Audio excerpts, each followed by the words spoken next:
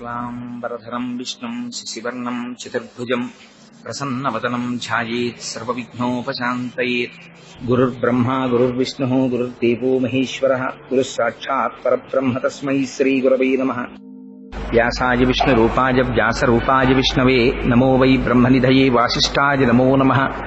कूजन्तम् राम रामेति मधुरम् मधुराक्षरम् आरुह्य कविताशाखाम् वन्दे वाल्मीकिकोकिलम्। श्रुतिस्मृतिपुराणानाम् आलयम् करुणालयम् नमामि भगवत्पादशङ्करम् लोकशङ्करम्। वागर्धाविव सम्पृक्तौ वागर्धप्रतिपत्तये जगतः पितरौ वन्दे पार्वतीपरमेश्वरौ। सूक्तिम् समग्रयितुनः स्वयमेव लक्ष्मीः श्रीरङ्गराजमहिषी मधुरैकटाक्षैः। वैदग्ध्यवर्णगुणकुम्भनगौरवैर्याम् कण्डूलकर्णकुहराः कवयोधयन्ति। शान्ताकारम् भुजगशयनम् पद्मनाभम् सुरीशम् विश्वाकारम् गगनसदृशम् मेघवर्णम् शुभाङ्गम्। लक्ष्मीकान्तम् कमलनयनम् योगिहृद्यानगम्यम् वन्दे विष्णुम् भवभयहरम् सर्वलोकैकनाथम्। हैमोत्थपुण्ड्रमजहन्मकुटम् सुनासम् मन्दस्मितम् मकरकुण्डलचारुगण्डम् बिम्बाधरम् बहुलदीर्घकृपाकटाक्षम् श्रीवेङ्कटेशमुखमात्मनिसन्निधत्ताम्। मनोजवम् मरुततुल्यवेगम् जितेन्द्रियम् बुद्धिमताम् वरिष्ठम् वातात्मजम् वनरयूथमुख्यम् श्रीरामदूतम् शिरसा नमामि। आपदामपहर्तारम् दातारम् सर्वसम्पदाम् लोकाभिरामम् श्रीरामम् भूयो भूयो नमाम्यहम्। सिन्धूरारुणविग्रहाम् त्रिनयनाम् माणिक्यमौलिस्फुरत्तारानायकशेखराम् स्मितमुखीम् आपीनवक्षोरुहाम् पाणिभ्याम् अलिपूर्णरत्नचषकम् रक्तोत्पलम् बिभ्रतीम् सौम्याम् रत्नघटस्थरक्तचरणाम् ध्यायेत् परेदम्बिकाम्। हैमोत्थपुण्ड्रमजहन्मकुटम् सुनासम् मन्दस्मितम् मकरकुण्डलचारुगण्डम् बिम्बाधरम् बहुलदीर्घकृपाकटाक्षम् श्रीवेङ्कटेशमुखमात्मनिसन्निधत्ताम्। हरिः ओम्। పరమేశ్వర స్వరూపమైన సభకి నమస్కారం. భగవంతుని యొక్క నిర్హేతుకమైన కృపాకటాక్ష వీక్షణాల చేత శ్రీవేంకటాచల వైభవము అనబడేటటువంటి విషయం గురించి మాట్లాడే అదృష్టాన్ని పరమాత్మ కటాక్షించాడు. అసలు ఈ శ్రీవేంకటాచల వైభవము అనేటటువంటి విషయం గురించి మాట్లాడాలనేటటువంటి సందర్భం కూడా చాలా ఆశ్చర్యకరమైనటువంటి స్థితిలో ఏర్పడింది.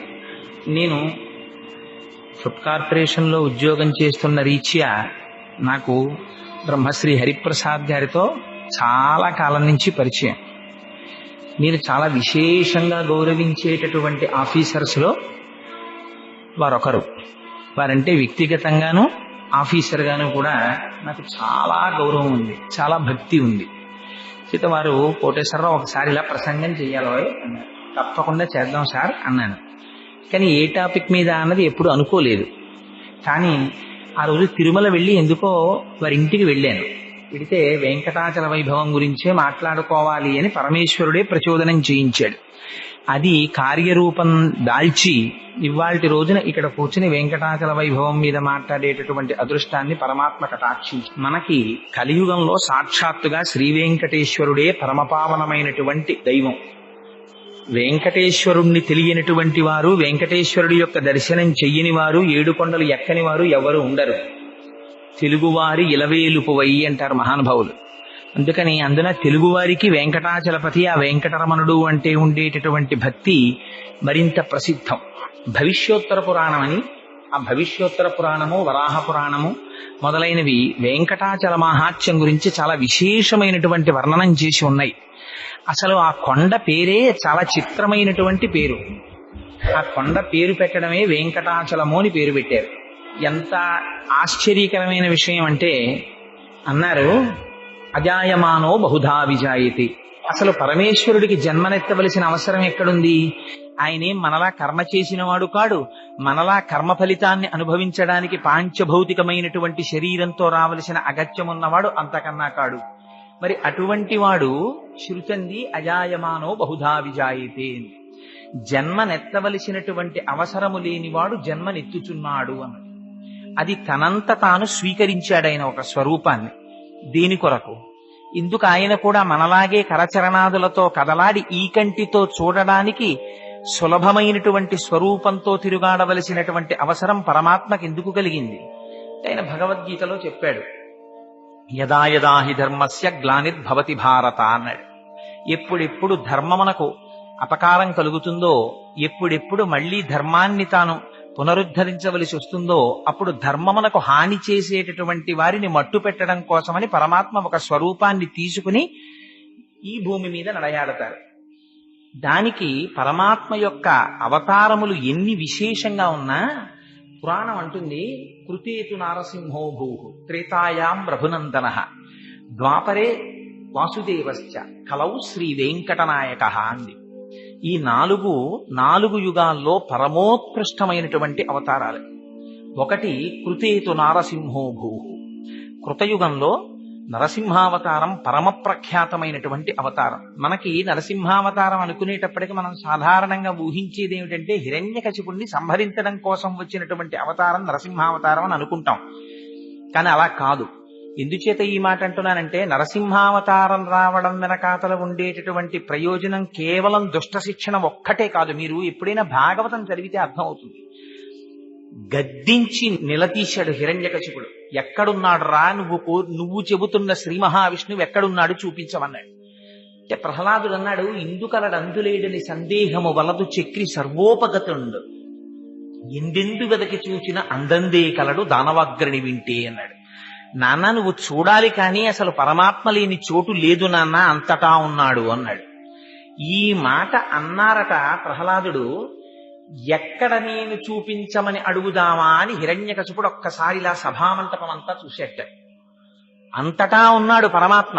అంతటా ఉన్న పరమాత్మ ఏమో ప్రహ్లాదుడు అన్న మాటకి ప్రతిస్పందించిన హిరణ్యకశిపుడు ఇక్కడ ఉన్నాడా అని దేని వంక వేలు చూపిస్తాడోనని హరి సర్వాకృతులందాల్చే ఇది అది అని లేదుట.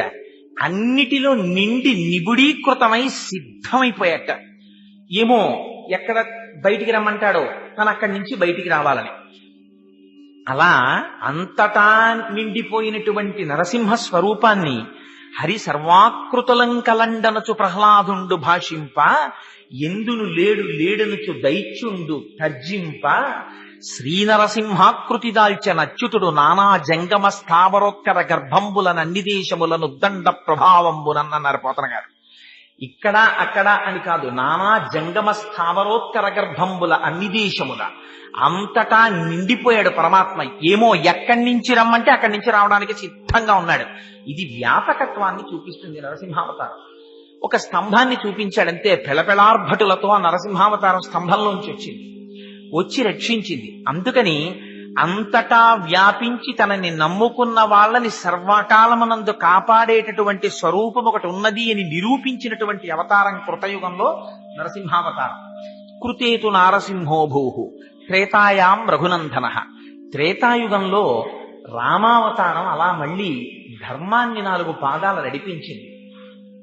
కోన్వస్మిన్ సాంప్రదంలోకే గుణవాన్ కశ్చ వీర్యవాన్ ధర్మజ్ఞశ్చ కృతజ్ఞశ్చ సత్యవాక్యో దృఢవ్రతః చారిత్రేణ చ కోయుక్తః సర్వభూతేషు కోహితః విద్వాన్ కః కస్సమర్థశ్చ కశ్చైక ప్రియదర్శనః ఆత్మవాన్ కో జితక్రోధో ద్యుతిమాన్ కో ననసూయకః కస్య బిభ్యతి దేవాశ్చ జాత రోషస్య సంయుగే అని అడిగారు వాల్మీకి మహర్షి. ఈ 16 గుణములు పరిపూర్ణముగా ఉండి పరమాత్మ యొక్క స్వరూపాన్ని పొందినటువంటి మానవుడు ఈ భూమి మీద తిరుగాడుతున్నవాడు ఎవరైనా ఉన్నాడా అని అడిగితే, ఆనాడు నారదుడు రామచంద్రమూర్తి యొక్క స్వరూపాన్ని చూపించారు. అప్పుడు వచ్చింది రామాయణం. అందుకని రామో విగ్రహవాన్ ధర్మ సాధు సత్యపరాక్రమ రాజా సర్వస్య లోకస్య దేవానాం ఇక వాసవ. ఆయన సాక్షాత్తుగా రాశీభూతమైనటువంటి ధర్మమై ప్రవర్తించినటువంటి వాడు రామచంద్రమూర్తి. అందుకని కృతేతు నారసింహోభూ త్రేతాయాం రఘునందనః ద్వాపరే వాసుదేవశ్చ. ద్వాపరయుగం వచ్చేటప్పటికీ ఆయనే శ్రీకృష్ణ పరమాత్మగా వచ్చాడు. మిగిలినటువంటి అవతారాలకి కృష్ణావతారానికి ఒక్కటే ఒక గొప్ప తేడా ఉంది. మిగిలిన అవతారాల్లో పరమాత్మ తాను ఏ రూపంలో వస్తున్నానని చెప్పారో ఆ రూపంలో మాత్రమే తల్లి గర్భంలోంచి వచ్చిన తర్వాత కనపడ్డారు. కానీ కృష్ణావతారంలో వేరు. అర్ధరాత్రి వేళ అష్టమి నాటి రాత్రి అమ్మ కడుపులోంచి బయటికి వచ్చినటువంటి స్వరూపం కృష్ణావతారంగా రాలేదైన. చింటి పిల్లవాడిలా కనపడలేదు. జలధరదేహు నాజాను చతుర్బాహు సరసీరుహక్షు విశాలవక్షు జారు గదా శంఖచక్ర పద్మ విలాసు కంఠ కౌస్తుభమణి కాంతిభాను కమనీయ కటిసూత్ర కంకణ కేయూర శ్రీవత్సలాంచలాంచిత విహారు మరుకుండల ప్రభాయుత కుంతలలలాటు వైఢూర్యమణిగణ వరకిరీటు బాలు పూర్ణేందు రుచిజాలు భక్త లోకపాలు సుగుణాలవాలు కృపావిశాలు చూచి తిలకించి పులకించి చోద్యమంది ఉబ్బి చెలరేగి వసుదేవుడు ఉత్సహించే అన్నారు పోతన గారు. శంఖ చక్ర గదా పద్మములను పట్టుకున్నవాడై నల్లటి మబ్బు ఎలా ఉంటుందో అటువంటి స్వరూపంతో మెరుపులు మెరిసిపోతూ ఆ మహానుభావుడు తల్లి గర్భంలోంచి ఆవిర్భవించి దర్శనమిచ్చారు. ఆయన ఆ అవతారం సౌలభ్యానికి మారుపేరు. మహానుభావుడు గొల్ల పిల్లలతో కలిసి ఆడుకున్నాడు, పశువుల వెంట పరిగెత్తాడు.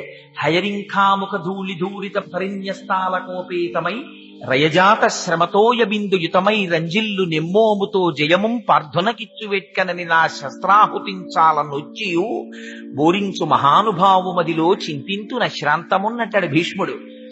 ఎక్కడి పరమాత్మ, ఎక్కడి అర్జునుడి రథం సారథ్యం చేయడమా, పగ్గాలు పట్టుకోవడమా?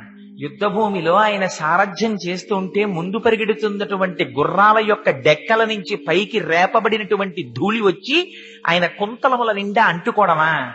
ఆయన ముఖం నిండా ధూళి చేత కప్పబడమా? స్వామి శ్రమనుంది చెమట పట్టడమా? ఉత్తరీయంతో తుడుచుకోవడానికి సమయం లేకపోవడమా? తండ్రి, నిన్ను నమ్ముకున్న వాళ్ళకి విజయం కట్టపెట్టడానికి ఎంత కష్టపడ్డావయ్యా, నీ పాదములయందు నా మనస్సు చేర్చవయ్యా అని స్తోత్రం చేశాడు భీష్మాచార్యుల వారు. అదిగో అటువంటి స్వరూపం కృష్ణావతారం. అందుకని కృతేతు నారసింహోభూ త్రేతాయాం రఘునందన ద్వాపరే వాసుదేవశ్చ కలౌ శ్రీవేంకటనాయక. కలియుగం వచ్చేటప్పటికీ ఆయనే వెంకటాచలపతిగా వచ్చారు. ఆ వెంకటాచలపతిగా రావడం చాలా చిత్రాతి చిత్రమైనటువంటి పరిస్థితుల్లో జరిగింది. ఎందుచేత ఈ మాట అంటున్నాను అంటే, స్వామివారు వైకుంఠంలో అమ్మవారితో కలిసి సంతోషంగా గడపడం కోసమని క్రీడాద్రి, ఆనందాద్రి అనబడేటటువంటి ఒక పర్వతాన్ని సృష్టించారు. కేవలం ఆయన సంకల్ప మాత్రం చేత సృష్టింపబడినటువంటి క్రీడాద్రి సర్వేశ్వరుడి విహారభూమి. లక్ష్మీదేవితో కలిసి చెయ్యి పట్టుకుని శ్రీమన్నారాయణుడి విహరించేటటువంటి ఆనంద స్థలం. అక్కడ సెలయేళ్లు, రకరకాలైనటువంటి పక్షులు, కలకూజితములు కూసేటటువంటి కోయిలలు, నెమళ్ళు, పురివిప్పి ఆడుతుంటేటటువంటి ఆ సోయగాలు, వాటన్నింటితో దేదీప్యమానంగా సౌందర్యానికి ఆటపట్టుగా ఉండేది ఆ క్రీడాద్రి. అటువంటి క్రీడాద్రిని కృతయుగంలో స్వామి గరుత్మంతుణ్ణి పిలిచారు. కలియుగంలో రాబోయేటటువంటి రోజులలో పాపాత్ములైనటువంటి వారిని ఉద్ధరించడం కోసమని నేను కలియుగంలో వెంకటాచలపతిగా వెళ్ళబోతున్నాను. అందుకని ఈ యుగంలోనే ఈ పర్వతాన్ని తీసుకెళ్లి భూమి మీదకి చేర్చమని ఆదేశించారు. ఆనాడు గరుత్మంతుడు ఆనందాద్రిని, స్వామి విహరించినటువంటి క్రీడాద్రిని తన పక్షముల మీద వహించి తీసుకుని వచ్చి భూమికి చేర్చాడు. అదిగో అలా చేర్చబడినటువంటి పర్వతం ఉన్నదే, అదే వెంకటాచలమై ఉన్నది. అది కృతయుగంలో ఒకే పరమాత్మ అనేక స్వరూపాల్ని పొందుతూ కలియుగంలో వెంకటాచలపతి అయినట్టే, ఆ పర్వతం కూడా కృతయుగం నుంచి ఉంది. కృతే వృషాద్రిం వక్షంతి త్రేతాయాం అంజనాచలం ద్వాపరే శేషశైలంతో కలౌ శ్రీవేంకటాచలం నామాని యుగభేదేన అని ఆ పర్వతానికి ఉన్న గొప్పతనం ఏమిటంటే, అది కృతయుగంలోనూ ఉంది. కృతయుగంలో ఉన్నప్పుడు ఆ పర్వతం పేరు కృతే వృషాద్రిం వక్షంతి, దాన్ని వృషాద్రి అని పిలిచారు. కృతయుగంలో వృషాద్రి అని దాన్ని పిలవడానికి ఒక రహస్యం చెప్తారు. ఆ రోజులలో వృషభాసురుడనేటటువంటి రాక్షసుడు ఉండేవాడు. ఆయన ఆ పర్వతం మీద చేరి అక్కడ ఉండేటటువంటి సెలయేటిలో స్నానం చేసి పరమ పవిత్రంగా నారసింహ సాలగ్రామాన్ని ఉపాసన చేసేవాడు. రాక్షసుడై లోకాలన్నింటినీ పీడించినప్పటికీ ఆయన చేసినటువంటి నారసింహ సాలగ్రామోపాసన చేత విశేషమైనటువంటి బల వీర్య తేజస్సులను పుంజుకున్నాడు. మహర్షులందరూ తపస్సు చేశారు. లోకరక్షకుడు కనుక, స్థితికారుడు కనుక శ్రీ మహావిష్ణువు ప్రత్యక్షమయ్యారు. మీకు ఏం కావాలని అడిగారు. లోకములకన్నింటికీ కంటకముగా మారాడు ఈ వృషభాసురుడు. అందుకని ఆ వృషభాసురుణ్ణి దునుమాడి మమ్మల్ని రక్షించవలసింది అని కోరుకున్నారు. నారసింహ సాలగ్రామోపాసనం చేసేటటువంటి వృషభాసురుడికి ఆ సాలగ్రామంలోంచి శ్రీ మహావిష్ణువు ప్రత్యక్షమయ్యారు. ప్రత్యక్షమైతే ఆయనంత విచిత్రమైన వ్యక్తో చూడండి. ఆయన అన్నాడు, స్వామి నాకేమీ కోరిక లేదయా, శ్రీనివాసానంత గోవింద అని ఆయన్ని పిలిచి, నాకొక్కటే ఒక్క కోరిక, నాకు నచ మోక్షం నచ స్వర్గం పరమేష్టి పదం హరే, నాకు స్వర్గం వద్దు, నాకు మోక్షం వద్దు, నాకు పరమేష్టి పదం వద్దు, నాకేమీ వద్దు, నాకేం కావాలో తెలుసా, శ్రీనివాసానంత గోవింద సురోత్తమ, తండ్రి నాకొక్క వరమి. ఏమిటా వరం? యుద్ధ భిక్షాంచదేహిమే, నాకు నీతో యుద్ధం చెయ్యాలనుంది. ఇంత స్వామి ప్రత్యక్షమైతే ఉపాధి రాక్షసోపాధి కదా, ఆయన కోరుకున్న కోరిక శ్రీ మహావిష్ణువుతో యుద్ధం చెయ్యాలని. సరే దానికేముంది, నీ ముచ్చట తీరుస్తానన్నారు స్వామి. ఇద్దరికి యుద్ధం ప్రారంభమైంది. బ్రహ్మాండమైన యుద్ధం జరిగింది. ఆ యుద్ధంలో శ్రీ మహావిష్ణువు ప్రదర్శించేటటువంటి మెళకువలు చూడాలని ఆయన తాపత్రయం. ఎటువంటి ఉపాధిలో ఎటువంటి సంస్కారంతో ఉన్నవాడికి అటువంటి కోరికలే పుడతాయి. రాక్షసుడు కనుక తెల్లవారి లేస్తే యుద్ధం చెయ్యడం తప్ప ఇంకొకటి తెలియనివాడు కనుక శ్రీమన్నారాయణుడు చేసే యుద్ధం ఎలా ఉంటుందో తన ఒక్కడితో చెయ్యాలని కోరిక ఆయనకి. అందుకని యుద్ధం చేశాడు. చేస్తే ఆయనలో ఉన్నటువంటి బలమంతా క్షీణించిపోయింది. మరణించడానికి సిద్ధపడుతున్నాడు. అప్పుడు స్వామి పాదములు పట్టుకుని ప్రార్థన చేశాడు. వరం యయాచే వృషభ శైలో మధబిదోస్పితి, స్వామి నేను మరణించే సమయం ఆసన్నమైంది, నాకొక్క వరం ఇమ్మన్నాడు. ఏం కావాలన్నారు పరమాత్మ? ఈ కొండకి నా పేరు ఉండాలి, దీన్ని వృషభాద్రి అని పిలవాలి అన్నారు. సరే అలాగే కటాక్షిస్తున్నానన్నారు. సుదర్శన చక్రాన్ని ప్రయోగించారు. ఆ వృషభాసురుని యొక్క కుత్తుక కత్తిరింపబడింది. ఆయన మరణించాడు. అందుకని కృతయుగంలో గరుత్మంతుని చేత తేబడినటువంటి ఆ ఆనందాద్రి, ఆ క్రీడాద్రి, దాన్ని వృషాద్రి అని పిలిచారు. అందుకని కృతే వృషాద్రిం వక్ష్యంతి త్రేతాయాం అంజనాచలం. త్రేతాయుగం వచ్చేసరికి అంజనాదేవి పుత్రుల కోసమని తపస్సు చేసింది. అదే పర్వతం మీద తపస్సు చేసిన తర్వాత పరమాత్మ యొక్క అనుగ్రహంగా హనుమ జన్మించారు. అక్కడ హనుమ జన్మించారు కనుక ఆ పర్వతానికి అంజనాచలం అనేటటువంటి పేరు వచ్చింది. అందుకని అదే పర్వతం ఒకనాడు కృతయుగంలో వృషాద్రి అని పిలువబడింది. అదే పర్వతం త్రేతాయుగం వచ్చేసరికి తస్మాత్ అంజన శైలోయం లోకే విఖ్యాత కీర్తిమాన్, ప్రపంచమంతటా కూడా అంజనాద్రి అనే పేరుతోటి ప్రఖ్యాతిని వహించింది. అదే పర్వతం త్రేతాయుగం దాటిన తరువాత ద్వాపరేశేష శైలంతు, ద్వాపర యుగం వచ్చేటప్పటికి అదే కొండని, ఇన్ని యుగాల నుంచి అదే కొండ, ఆ కొండని శేషశైలం అని పిలిచారు. శేషశైలమని పిలవడం వెనకాతల కూడా పురాణంలో ఒక పెద్ద ఇతిహాసం ఒకటి చెప్తారు. ఒకానొకనాడు అలా వైకుంఠపురంబులో నగరిలో ఆమూల సౌధంబుదాపల మందార వనాంతరమృతర ప్రాతేందు కాంతోపలోత్తల పర్యంకరమా వినోదియగు ఆపన్న ప్రసన్నుండు. ఎక్కడో ఆ వైకుంఠంలో ఆ లోపల ఉండేటటువంటి అంతఃపురంలో, ఇంకా దాటి లోపలికి వెడితే ఉండేటటువంటి అమృత సరస్సు పక్కన ఉన్నటువంటి చంద్రకాంతి శిలలతో చేయబడినటువంటి అరుగు మీద లక్ష్మీదేవితో కూడి క్రీడిస్తున్నటువంటి స్వామి అంతఃపురం లోపలికి ఎవ్వరూ రాకుండా శేషుణ్ణి కాపలా పెట్టారు. ఆయన కాపలా కాస్తున్నాడు. అదే సమయంలో ఎక్కడి నుంచో వాయుదేవుడు వచ్చాడు. వచ్చి చాలా ముఖ్యమైనటువంటి కార్యం ఉంది, స్వామితో నేను ఒక్కసారి సంభాషించాలి, అంతఃపురం లోపలికి ప్రవేశిస్తానన్నాడు. శేషుడు అన్నాడు, స్వామి నన్ను ఇక్కడ కాపుదల ఉంచారు, నా అనుమతి లేకుండా నువ్వు లోపలికి వెళ్ళడానికి వీల్లేదు, ఈ సమయంలో నిన్ను నేను పంపను. ఆయన అధికారాన్ని ఆయన ప్రదర్శించాడు. అందుకని ఇప్పుడు నా అనుమతి లేకుండా నువ్వు వెళ్ళడానికి వీల్లేదు, అందుకని నిన్ను నిలువరిస్తున్నాను, ఇక్కడే ఉండిపోమన్నాడు. అంటే వాయుదేవుడు అన్నాడు, నేను చాలా ముఖ్యమైన కార్యం మీద వచ్చాను, స్వామిని సంప్రదించి తీరాలి, అందుకని లోపలికి వెడతానన్నాడు. ససేమిరా వీల్లేదన్నాడు శేషుడు. అన్న తర్వాత ఇద్దరిలోనూ మాట పెరిగి ఎవరి బలాలు వాళ్ళు ప్రదర్శించేటటువంటి సమయం ఆసన్నమైతే శేషుడు గర్వంతో ఒక మాట అన్నాడు. ఆయన అన్నాడు, జ్ఞాని బలే విరాజేచ విష్ణుభక్త నమత్సమః. జ్ఞానములో కాని, బలములో కాని, వైరాగ్యంలో కాని నాతో సమానమైనటువంటి విష్ణు భక్తుడు లేడు. నేను ఎటువంటి వాడిని అనుకుంటున్నావు వాయుదేవా? సదాంతఃపురే వాసః, మీ అందరూ ఎప్పుడో ఒకసారి వచ్చి భగవానుణ్ణి దర్శనం చేస్తారు. నేను అలా కాదు, ఎప్పుడూ అంతఃపురంలో ఉంటాను.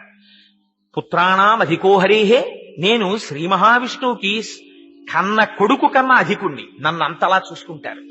అందరూ వెళ్ళిపోయిన తర్వాత లోపలికి వచ్చి ఏకాంత శయనంలో ఎవ్వరూ లేనప్పుడు స్వామి ఎవరి మీద పడుకుంటారో తెలుసా? నా మీద పడుకుంటారు. నన్ను పరుపు చేసుకుని పడుకుంటారు.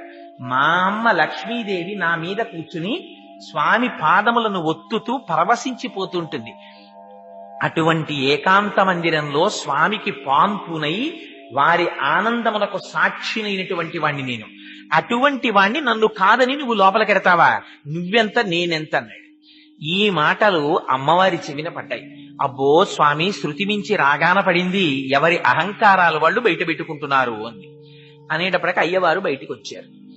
ఆయన ఎక్కడెక్కడ అహంకారం తలెత్తుతుందో అప్పుడప్పుడు ఆ అహంకారాన్ని తీసేయడమే స్వామివారి పని. అందుకని వెంటనే స్వామి అన్నారు, మాటల చేత పౌరుష పరాక్రమాలు ఎక్కడికి తెలుస్తాయో ఈ శేషుడా, అదిగో భూమి మీద క్రీడాద్రి అనబడేటటువంటి నా విహార భూమి పర్వతం గరుత్మంతుడు తీసుకెళ్లి కిందికి చేర్చాడు. నువ్వెళ్ళి ఆ పర్వతాన్ని గట్టిగా చుట్టుకో. వాయుదేవుడు తను చాలా బలవంతుడు అంటున్నాడు కదా, వాయుదేవుడు ఆ పర్వతాన్ని చిమ్ముతాడు దూరంగా. నీ బలంతో ఆ పర్వతం కదలకుండా చెయ్యి. వాయుదేవుడు కదపగలడేమో చూస్తాం. నేను కాదు నిర్ణయించవలసినది, దేవతలందరూ చూస్తారు, ఋషులందరూ చూస్తారు. కదపగలిగావా నువ్వు బలవంతుడవు. నువ్వు అంత బలంతో చిమ్మినప్పటికీ పర్వతం కదలకుండా శేషుడు చెయ్యగలిగాడా? శేషుడు బలవంతుడు. అందుకని మీ ఇద్దరు బల ప్రదర్శన చేసి ఎవరు గొప్పవారో నిర్ణయించుకోండి, మాటలెందుకు అన్నారు పరమాత్మ. ఇది అహంకారం తీసేయడం కోసమని చేస్తూ ఉంటారు. అంటే గబగబా పరిగెత్తాడు శేషుడు, ఆ క్రీడాద్రిని చుట్టుకున్నాడు. చుట్టుకుని పడుకున్నాడు. పడుకునేసరికి వాయువు వచ్చారు, చూశారు. ఓహో, శేషుడు చుట్టుకుని పడుకుని నేను ఈ పర్వతాన్ని కదపలేననుకుంటున్నాడు అనుకున్నారు. కనిష్టాంగుళి సంస్పర్శ పర్వతో భోగి సంయుత. ఆ పాము చుట్టుకుని పడుకున్నటువంటి పర్వతాన్ని తన చిటికిన వేలి గోటితో కొట్టారు. కొడితే సహస్రమర్థ లక్ష్యంచ, అది ఎక్కడికి వెళ్ళిపోయింది? 1500 లక్షల యోజనముల దూరం దక్షిణాయనం, అది దక్షిణ దిక్కుకి ఎగిరిపోయింది. ఆ పర్వతం ఎగిరిపోతే ఆ వేగానికి శేషుడు ప్రాణములే పోయినట్టుగా తల్లడిల్లిపోయాడు. అప్పుడు ఆ పర్వతము యొక్క తండ్రి అయినటువంటి మహామేరు పరిగెత్తుకొచ్చాడు. అయ్యయ్యో, ఆ క్రీడాద్రి, ఆ ఆనందాద్రి నా కుమారుడు. మీ ఇద్దరి పౌరుష ప్రతాపాలు చూపించడం కోసం నువ్వు కొట్టిన దెబ్బకి ఆ పర్వతం అంత దూరం వెళ్ళిపోతోంది. ఆ పర్వతాన్ని మళ్ళీ కాపాడమన్నారు. అంటే ఆ పర్వతాన్ని మళ్ళీ తీసుకొచ్చి వాయుదేవుడు, ఆయన ఏముంది అనిలుడు, ఆయన తన వేగంతో తోశాడా, మళ్ళీ వస్తుంది, మళ్ళీ తీసుకొచ్చి యథాస్థానమనందు ఉంచాడు. ఆ ఉంచడంలోనే వెంకటాచలానికి ఉన్నటువంటి గొప్పతనం ఏమిటో తెలుసా అండి? ఆనాడు శేషాద్రిగా పావు చుట్టుకొని పడుకున్నప్పుడు ఏ స్థితిలో ఉండిపోయిందో అదే స్థితిలో ఇప్పటికీ పావు పడుకున్నట్టే ఉంటుంది ఆ పర్వతం. అందుకే శేషాచలానికి ఉన్నటువంటి ప్రఖ్యాతి, ఆ శేషుడు పడుకుంటే తోక మీద ఉండేటటువంటి దేవాలయం శ్రీశైలం ఉంటుంది. ఇంకొంచెం ముందుకొస్తే వీపు మీద ఉండేటటువంటి దేవాలయం అహోబల క్షేత్రం ఉంటుంది.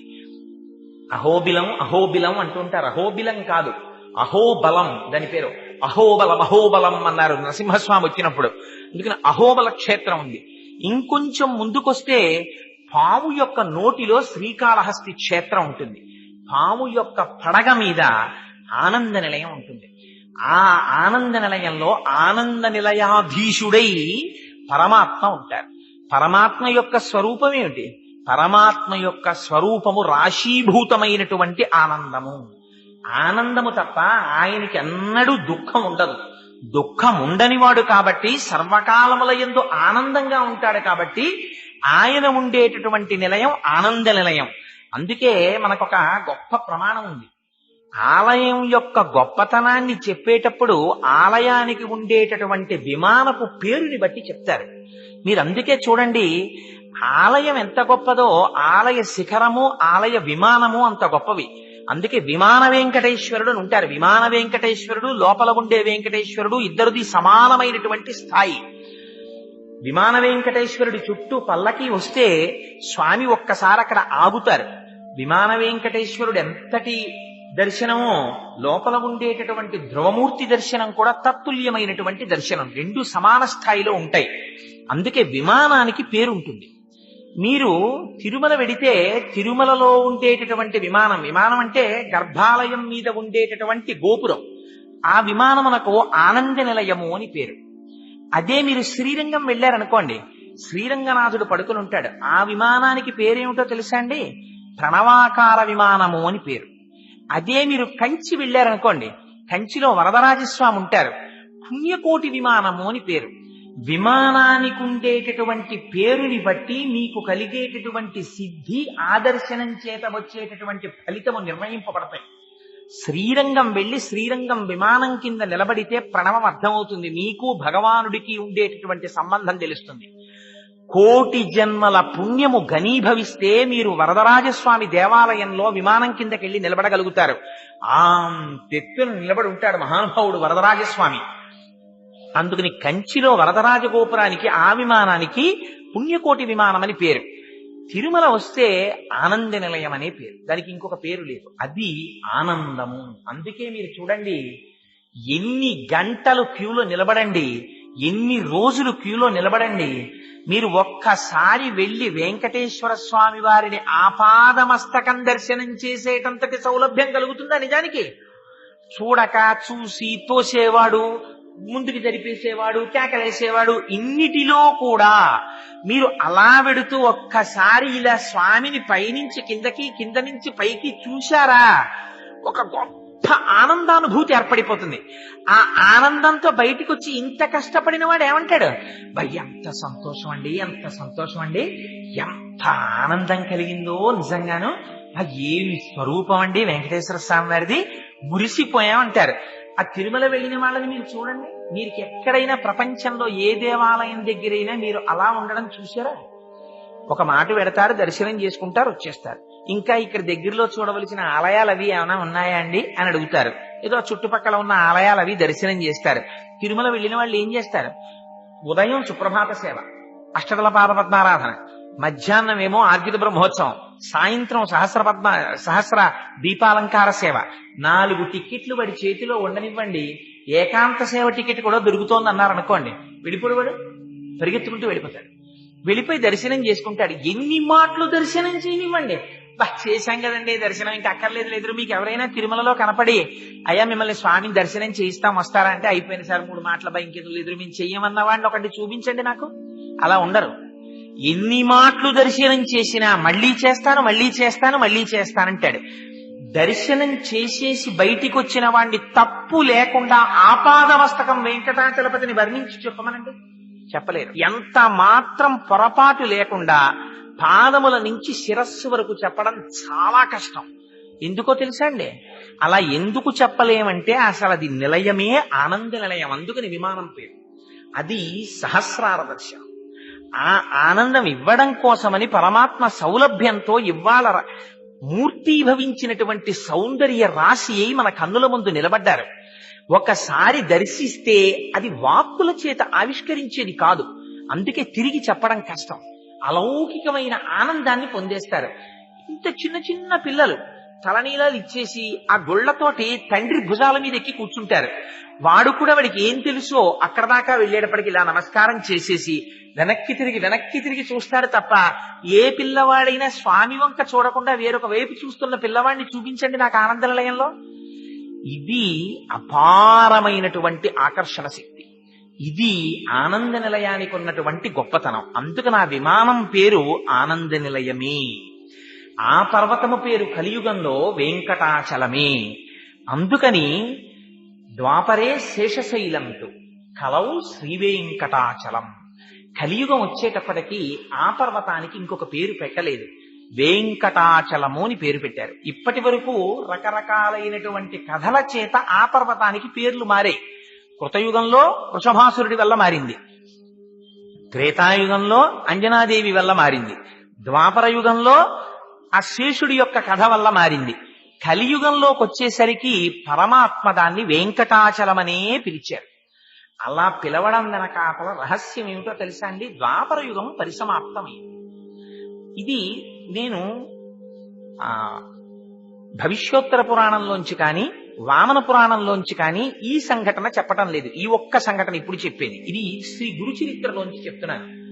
కలియుగం ప్రారంభానికి ముందు బ్రహ్మగారు కలియుగం ప్రారంభమవుతోందనగా ఈ యుగమునకు ఎవరురా అధినేత అని అడిగారు. కలిపురుషుడు అన్నారు.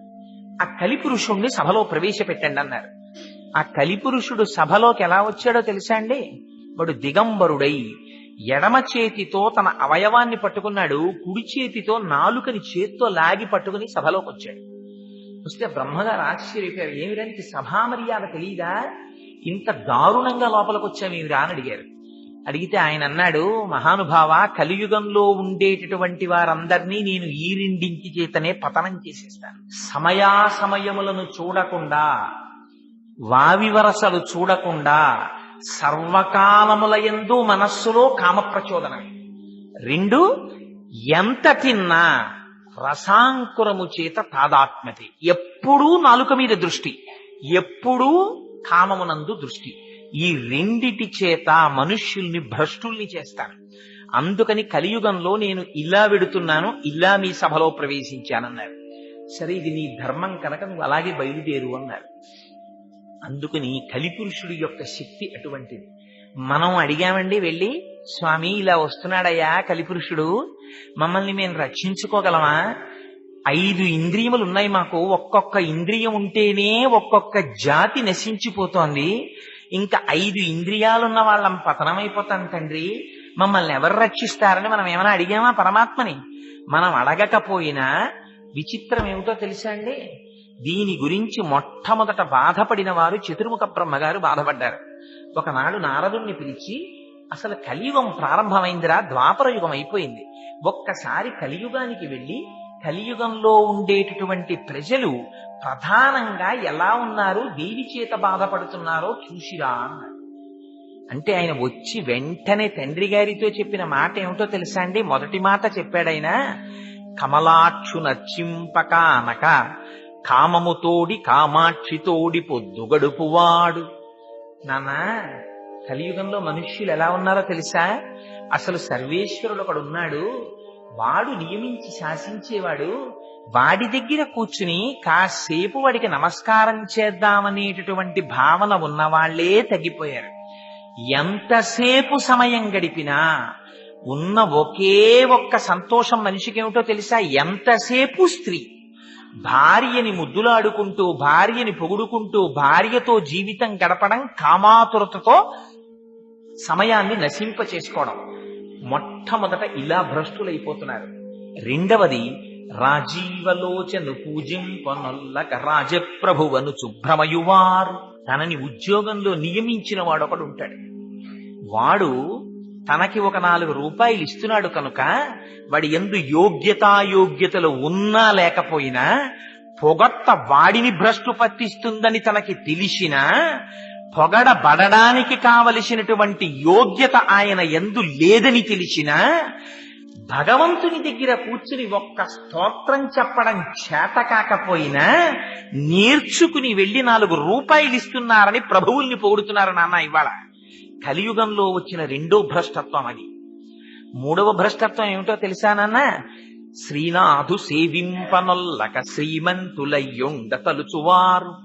ఎవ్వరికి అసలు లక్ష్మీనాథుడైనటువంటి శ్రీనాథుణ్ణి కొలిచి ఆయన అనుగ్రహంతో ఐశ్వర్యాన్ని పొందుదామన్న కోరిక ఎవ్వడికి లేదు. ప్రతివాడికి ఉండే కోరిక ఏమిటంటే ఎలా డబ్బు సంపాదిద్దాం, ఎలా డబ్బు సంపాదిద్దాం, ఎలా డబ్బు సంపాదిద్దాం. నేను ఎందులో పుట్టాను, నా సంప్రదాయం ఏమిటి, నా సంస్కారం ఏమిటి, నాకు ఉండవలసినటువంటి ధర్మాలు ఏమిటి, నేను నా నిత్య జీవితాన్ని ఎలా గడుపుతున్నాను, నాకున్న నిత్య నైమిత్తిక కర్మలేమిటి, నేను ఇందులో ఎన్ని చేస్తున్నాను, నా జీవితం ఎలా గడుస్తోంది, నేను ఎక్కడి నుంచి వచ్చాను, నేను ఎక్కడికి వెళ్ళిపోతాను, నాకు రక్షకుడెవరు, నేను ఎవరి నామని చెప్పాలి, అసలు ఈ ఆలోచనే లేదు. ఉన్నదల్లా ఆలోచన ఏమిటో తెలిసానన్నా, ఎంత సంపాదిద్దాం, ఎంత సంపాదిద్దాం, ఎంత సంపాదిద్దాం, అంతే. ఇది కలి యొక్క విశేషమైనటువంటి ప్రభావం. నారాయణుని చేరు దారి కానరాక అధముల నోట పడివారు. నారాయణుడనేటటువంటి వాడు ఒకడున్నాడు, ఆయన్ని సేవిద్దామనేటటువంటి ఆలోచన ఒక్కరికి లేదు. ఎవరిని చూసినా పాపం అయితే అయింది, కానీ ఎల్లాగో అలా ఇది చేసేసి మనం ఆనందంగా ఉంటే చాలు, మనం సుఖంగా ఉంటే చాలు. సాక్ష్యపడున్నాడు. అందుకని నారాయణుడు అన్న పేరు వాడారు. నారములన్నిటికీ ఆయన ఆయనమైన వాడు. అట్లాంటి స్థితిలో లోపల వాడుండి గమనిస్తున్నాడని కూడా చూడకుండా అన్ని పాపములు చేసి మనం ఆనందంగా ఉన్నాం, ఆనందంగా ఉన్నాం, ఆనందంగా ఉన్నాం అనుకుంటూ ఊబిల్లో దిగిపోతున్నారు నాన్న మనుష్యులందరూ. నాకు వాళ్ళ యొక్క స్థితిని చూసి చాలా జాలి కలుగుతోంది. అసలు వాళ్ళు ఎలా ఉద్ధరింపబడతారు తండ్రి అని అడిగాడు. అడిగితే బ్రహ్మగారు అన్నారు, నిర్హేతుకమైన కృపతో పాపరాశి ఇంతగా పెరిగిపోతున్నప్పుడు కేవలం తన నామం చెప్తే చాలు మురిసిపోయి ఉద్ధరించగలిగినటువంటి దయాశాలి అయిన వాడు శ్రీ మహావిష్ణువు ఒక్కడే. అందుకని శ్రీ మహావిష్ణువు కలియుగంలో భూమి మీదకి వచ్చేటట్టుగా నువ్వు ప్రచోదనం జరిగేటట్టు కార్యక్రమాన్నందు ప్రవర్తించు అన్నారు. ఎందుకని బ్రహ్మగారికి జరగబోయేటటువంటి విషయము శ్రీ మహావిష్ణువు యొక్క ఆలోచన తెలుసు కనుక.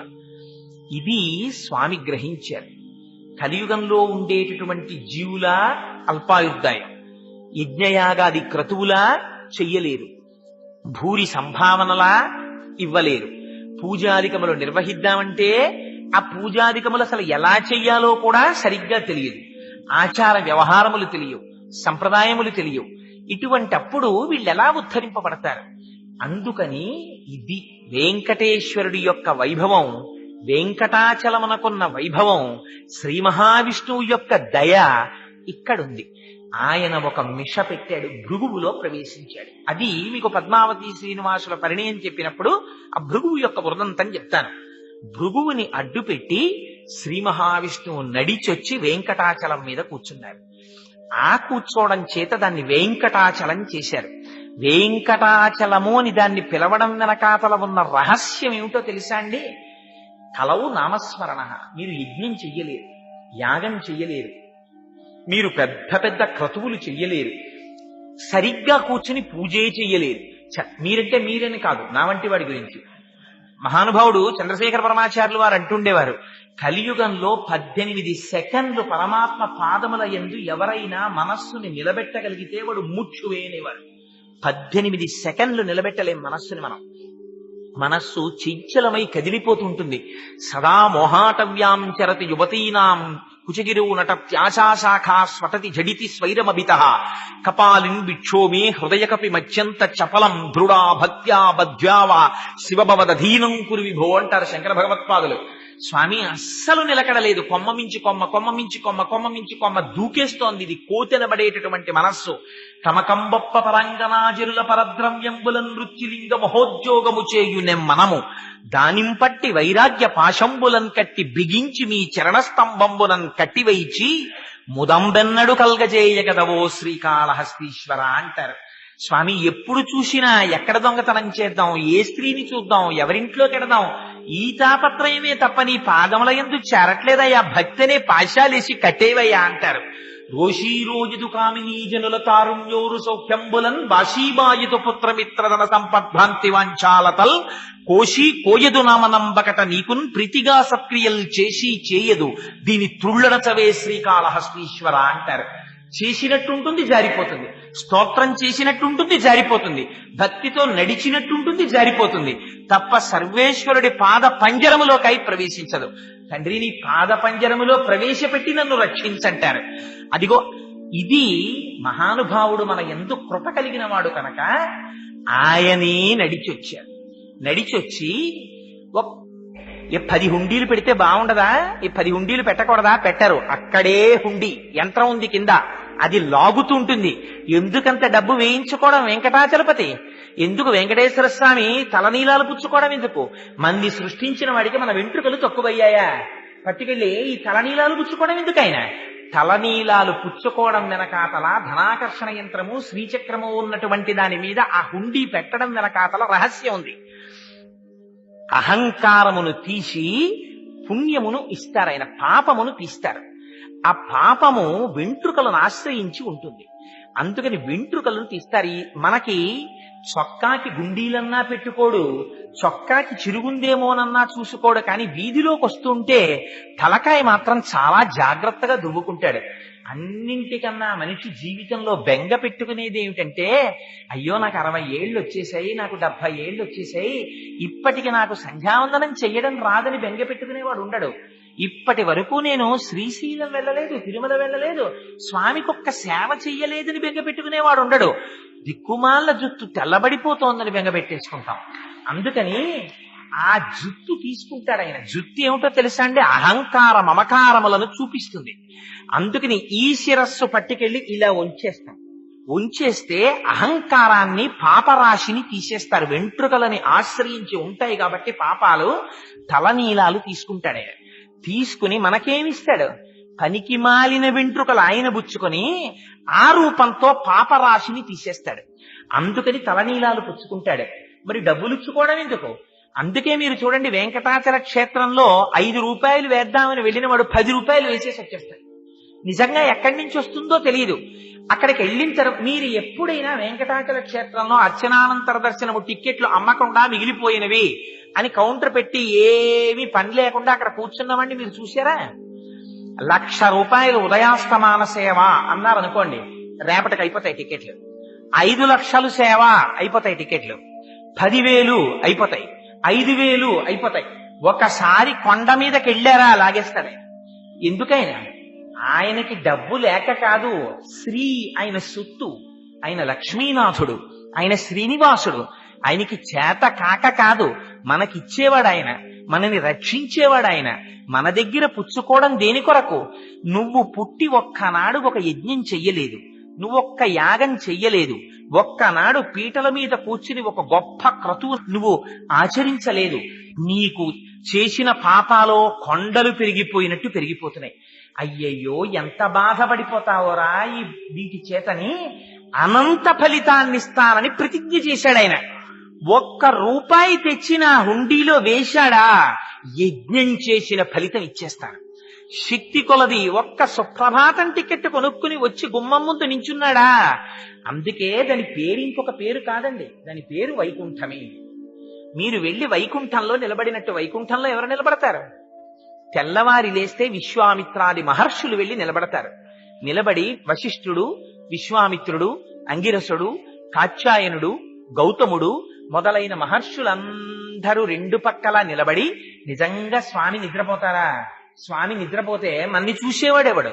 స్వామికి నిద్ర ఉండదు. కానీ నిద్రపోయినట్టు నటించి భాగవతంలో దశమస్కంధంలో ఈ రహస్యాన్ని బయట పెట్టారు.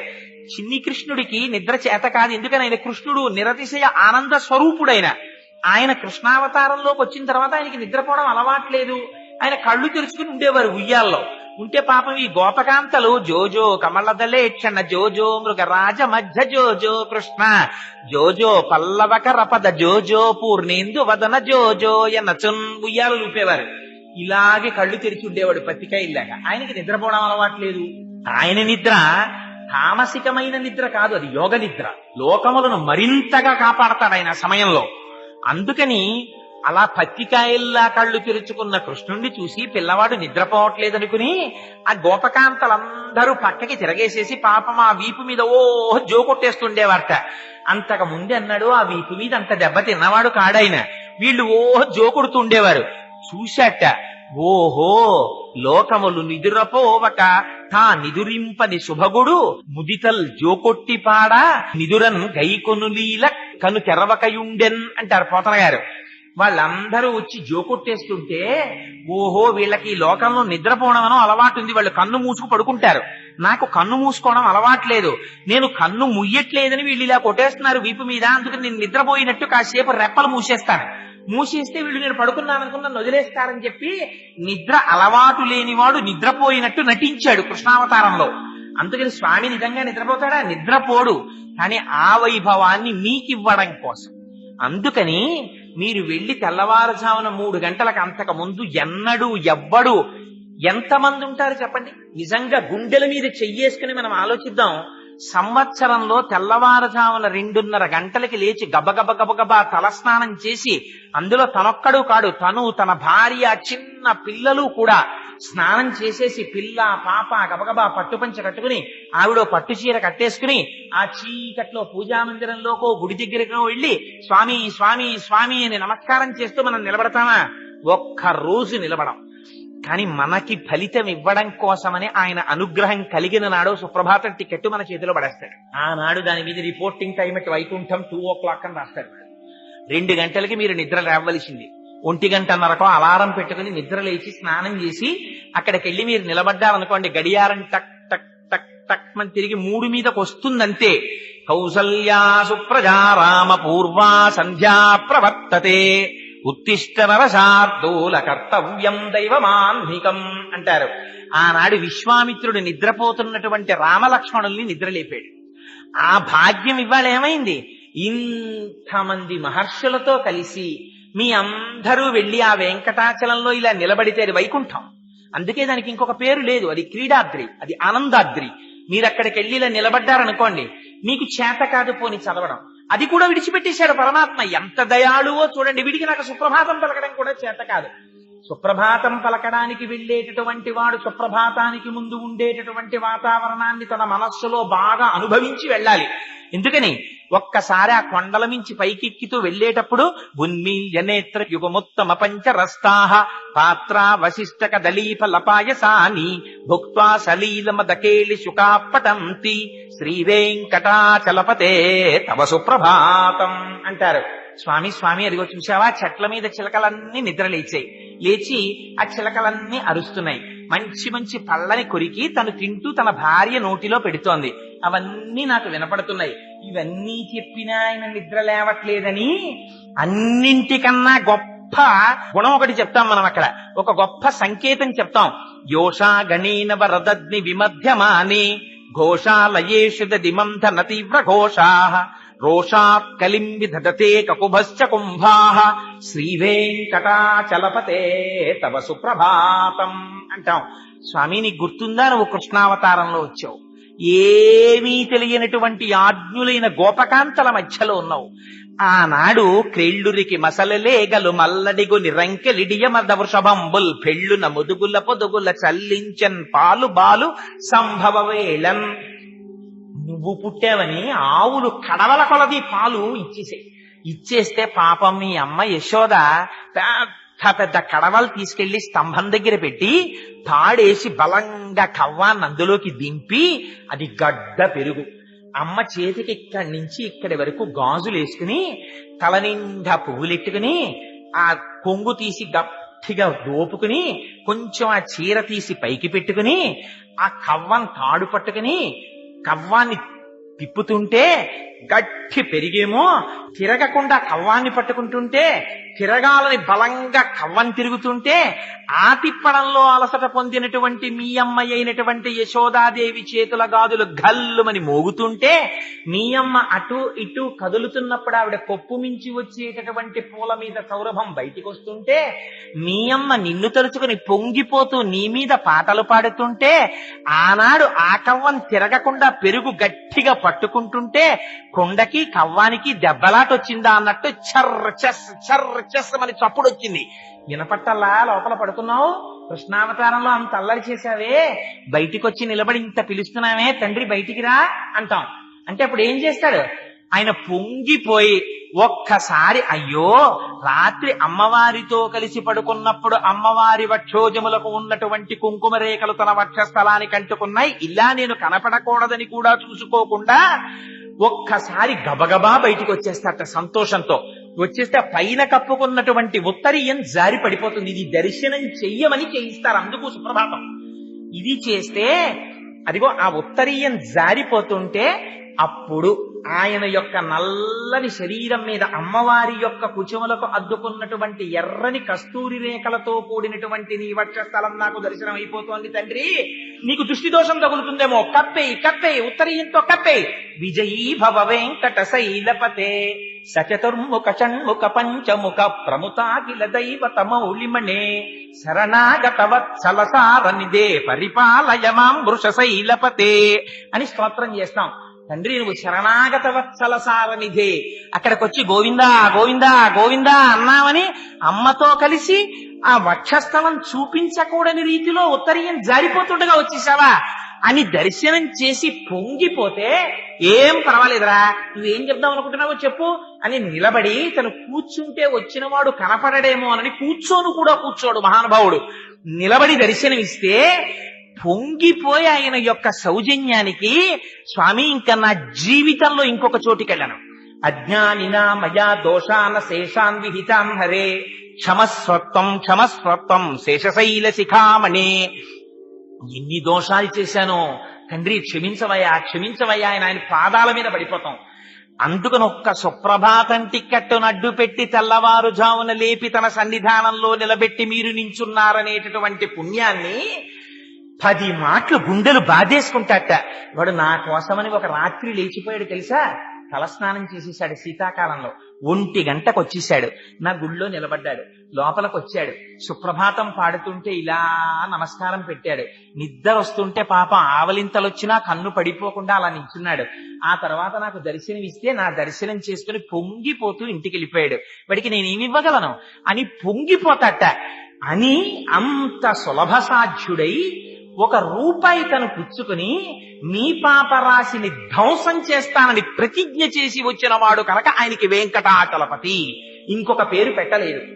అలా చేశాడా అండి అసలు? మరి అలాంటి కొండ పెట్టిన తర్వాత అలా జరిగిందా అని మనకు అనుమానం వస్తుందని పెద్దలు ఒక గొప్ప ఆఖ్యానం చెప్తారు. దానికి అసలు వెంకటాచలం అన్న పేరు రావడం వెనకాతల ఉన్న కథ చెప్తారు. అది పరమపావనమైనటువంటి కథ.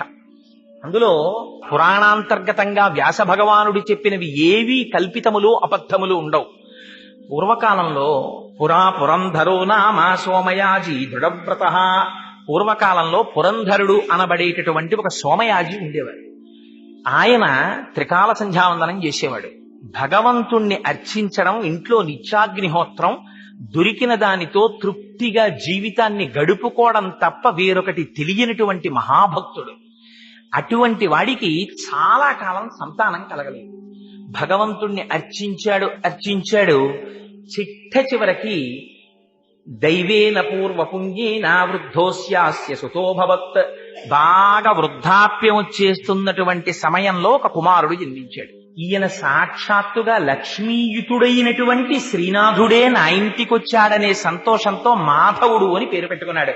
మా అంటే లక్ష్మీదేవి, ధవుడు అంటే లక్ష్మీదేవి భర్త, అందుకని మాధవుడని పేరు పెట్టుకున్నాడు. ఆ పిల్లవాడు తండ్రి చేసుకున్నటువంటి పుణ్య విశేషమో భగవంతుని అనుగ్రహమో, అన్ని వేదాలు నేర్చుకున్నాడు, శాస్త్రాలు నేర్చుకున్నాడు, పురాణాలు నేర్చుకున్నాడు, నిత్యాగ్నిహోత్రీకుడు, చాలా జాగ్రత్తగా జీవితాన్ని పరమ పవిత్రంగా గడుపుతున్నాడు. అటువంటి పిల్లవాడికి ఒక రోజున అకస్మాత్తుగా ఎటువంటి వాడు భ్రష్టపట్టేటటువంటి సమయం వచ్చిందా? వ్యాసుడు దేవీ భాగవతంలో చెప్తాడు, కాలోహి బలవాన్ కర్త సతతం సుఖదుఃఖయోహో నరాణాం పరతంత్రాణం పుణ్య పాపానుయోగత అంటాడు. పతనమయ్యే సమయం వచ్చిందా కాలస్వరూపంతో బుద్ధిని ప్రచోదనం చేసి పడగొట్టేస్తుంది. అందుకే మాకురు ధన జన యవ్వన గర్వం హరతి నిమీష కాలసర్వం మాయామయమిదమఖిలం హిత్వా బ్రహ్మపదం త్వం ప్రవిశ విదిత్వా అంటారు శంకరాచార్యుల వారు. ఇందుకురాల గుడ్డెలు చూపించుకుని మురిసిపోతావు నేనని ఇవన్నీ ఉంటాయనుకుంటున్నావా? ఈ యవ్వనం, ఈ ఐశ్వర్యం, ఈ మదం ఇవేముండవు. కాలస్వరూపంలో తీసేస్తాడు పరమాత్మ. తీసిన నాడు బాధపడతావు. అందుకని ఆయన పాదములు పట్టి నిలబడంటారు. అందుకని అంతటి మాధవుడికి ఎంత విచిత్రమైన కోరిక కలిగిందంటే, పట్ట పగటి వేళ మహాపతివ్రత అయినటువంటి భార్య, సూర్యుడు ప్రకాశిస్తుండగా మిట్ట మధ్యాహ్నం ఒక రోజున భార్యా సంగమాన్ని అపేక్షించి భార్యని వెళ్లి అడిగాడు, నీతో సంగమించాలని నాకు కోరికగా ఉంది అని. అంటే ఆవిడంది, తత్రాపి దివస క్రీడా అయుక్తం మునయో విదుహు నికేతనే పితామాత అగ్నిహోత్రంచ దేవరాట్. ఆవిడ ధర్మం చెప్పింది. ఎంత పాపపు పనికి ఇవాళ నీ మనస్సు ప్రచోదనమైందయా? సూర్యుడు ప్రకాశిస్తుండగా మనుష్య జన్మనెత్తి యజ్ఞోపవీతం వేసుకుని సంధ్యావందనం చేస్తూ ఇంట్లో తల్లిదండ్రులున్నారని చూడకుండా, ఇంట్లో దేవతార్చన సంపుట ఉందని చూసుకోకుండా అగ్నిహోత్రాలు వెలుగుతున్నాయి, మధ్యాహ్నం వేళ భార్యా సంగమం కోరుతున్నావా? పరమ పొరపాటు. సూర్యాస్తమయం అయిన తరువాత చీకటి పడితే కాని భార్యా సంగమం చెయ్యకూడదు, ఓర్చుకోమన్నాడు. అంటే ఆయన అన్నాడు, అంటే కలియుగం ప్రవేశించింది, ఎటువంటి వారిని కూడా భ్రష్టు పట్టిస్తున్నాడు కలిపురుషుడు, అందుకని చూపించారు మాధవుడి జీవిత చరిత్ర. ఆయన అన్నాడు, తీవ్రమైన కోరిక పుట్టిన నాడు దానిని ఉపశమింప చేయడం సాధ్యం కాదు. అగ్నిహోత్రం ఒక పక్క నుంచి ప్రజ్వరిల్లుతుంటే సాయంకాలం దాన్ని ఆర్పుతానని ఎవడైనా ఉపేక్షిస్తాడా? ఆర్పవలసిందే అన్నాడు. ఆవిడంది, ఈ పాపానికి ఒడిగట్టకు, ఇంట్లో నికేతనే పితామాత, అమ్మా నాన్నగారు అత్తమామలు ఉన్నారు, అగ్నిహోత్రం ఉంది, దేవతార్చన సంపుటం ఉంది. ఇంతకు ముందు ఎన్నడూ నేను ఇటువంటి కోరిక వినలేదు. కనీసం ఈ పాపం నువ్వు చేసేటప్పుడు నేను ఇంటి నుంచి బయటకు వెళ్ళిపోతాను, నీళ్లు తేవడం అనేటటువంటి మిష పెట్టుకుని నదీ తీరానికి వెడతాను, నువ్వు నదీ తీరానికి రా. ఈయన భార్య వెనకాతల నదీ తీరానికి బయలుదేరాడు. ఎటువంటి వాణ్ణి కూడా పడగొట్టగలిగినటువంటి కలిపురుషుని యొక్క శక్తి చేత ఎంత చిత్రం జరిగిందంటే, ఆయన తన భార్య వెంట వెడుతుండగా భార్య ముందు నడిచి వెళ్లి నీళ్లు పట్టుకుని వెనక్కి తిరిగి వచ్చేస్తోంది.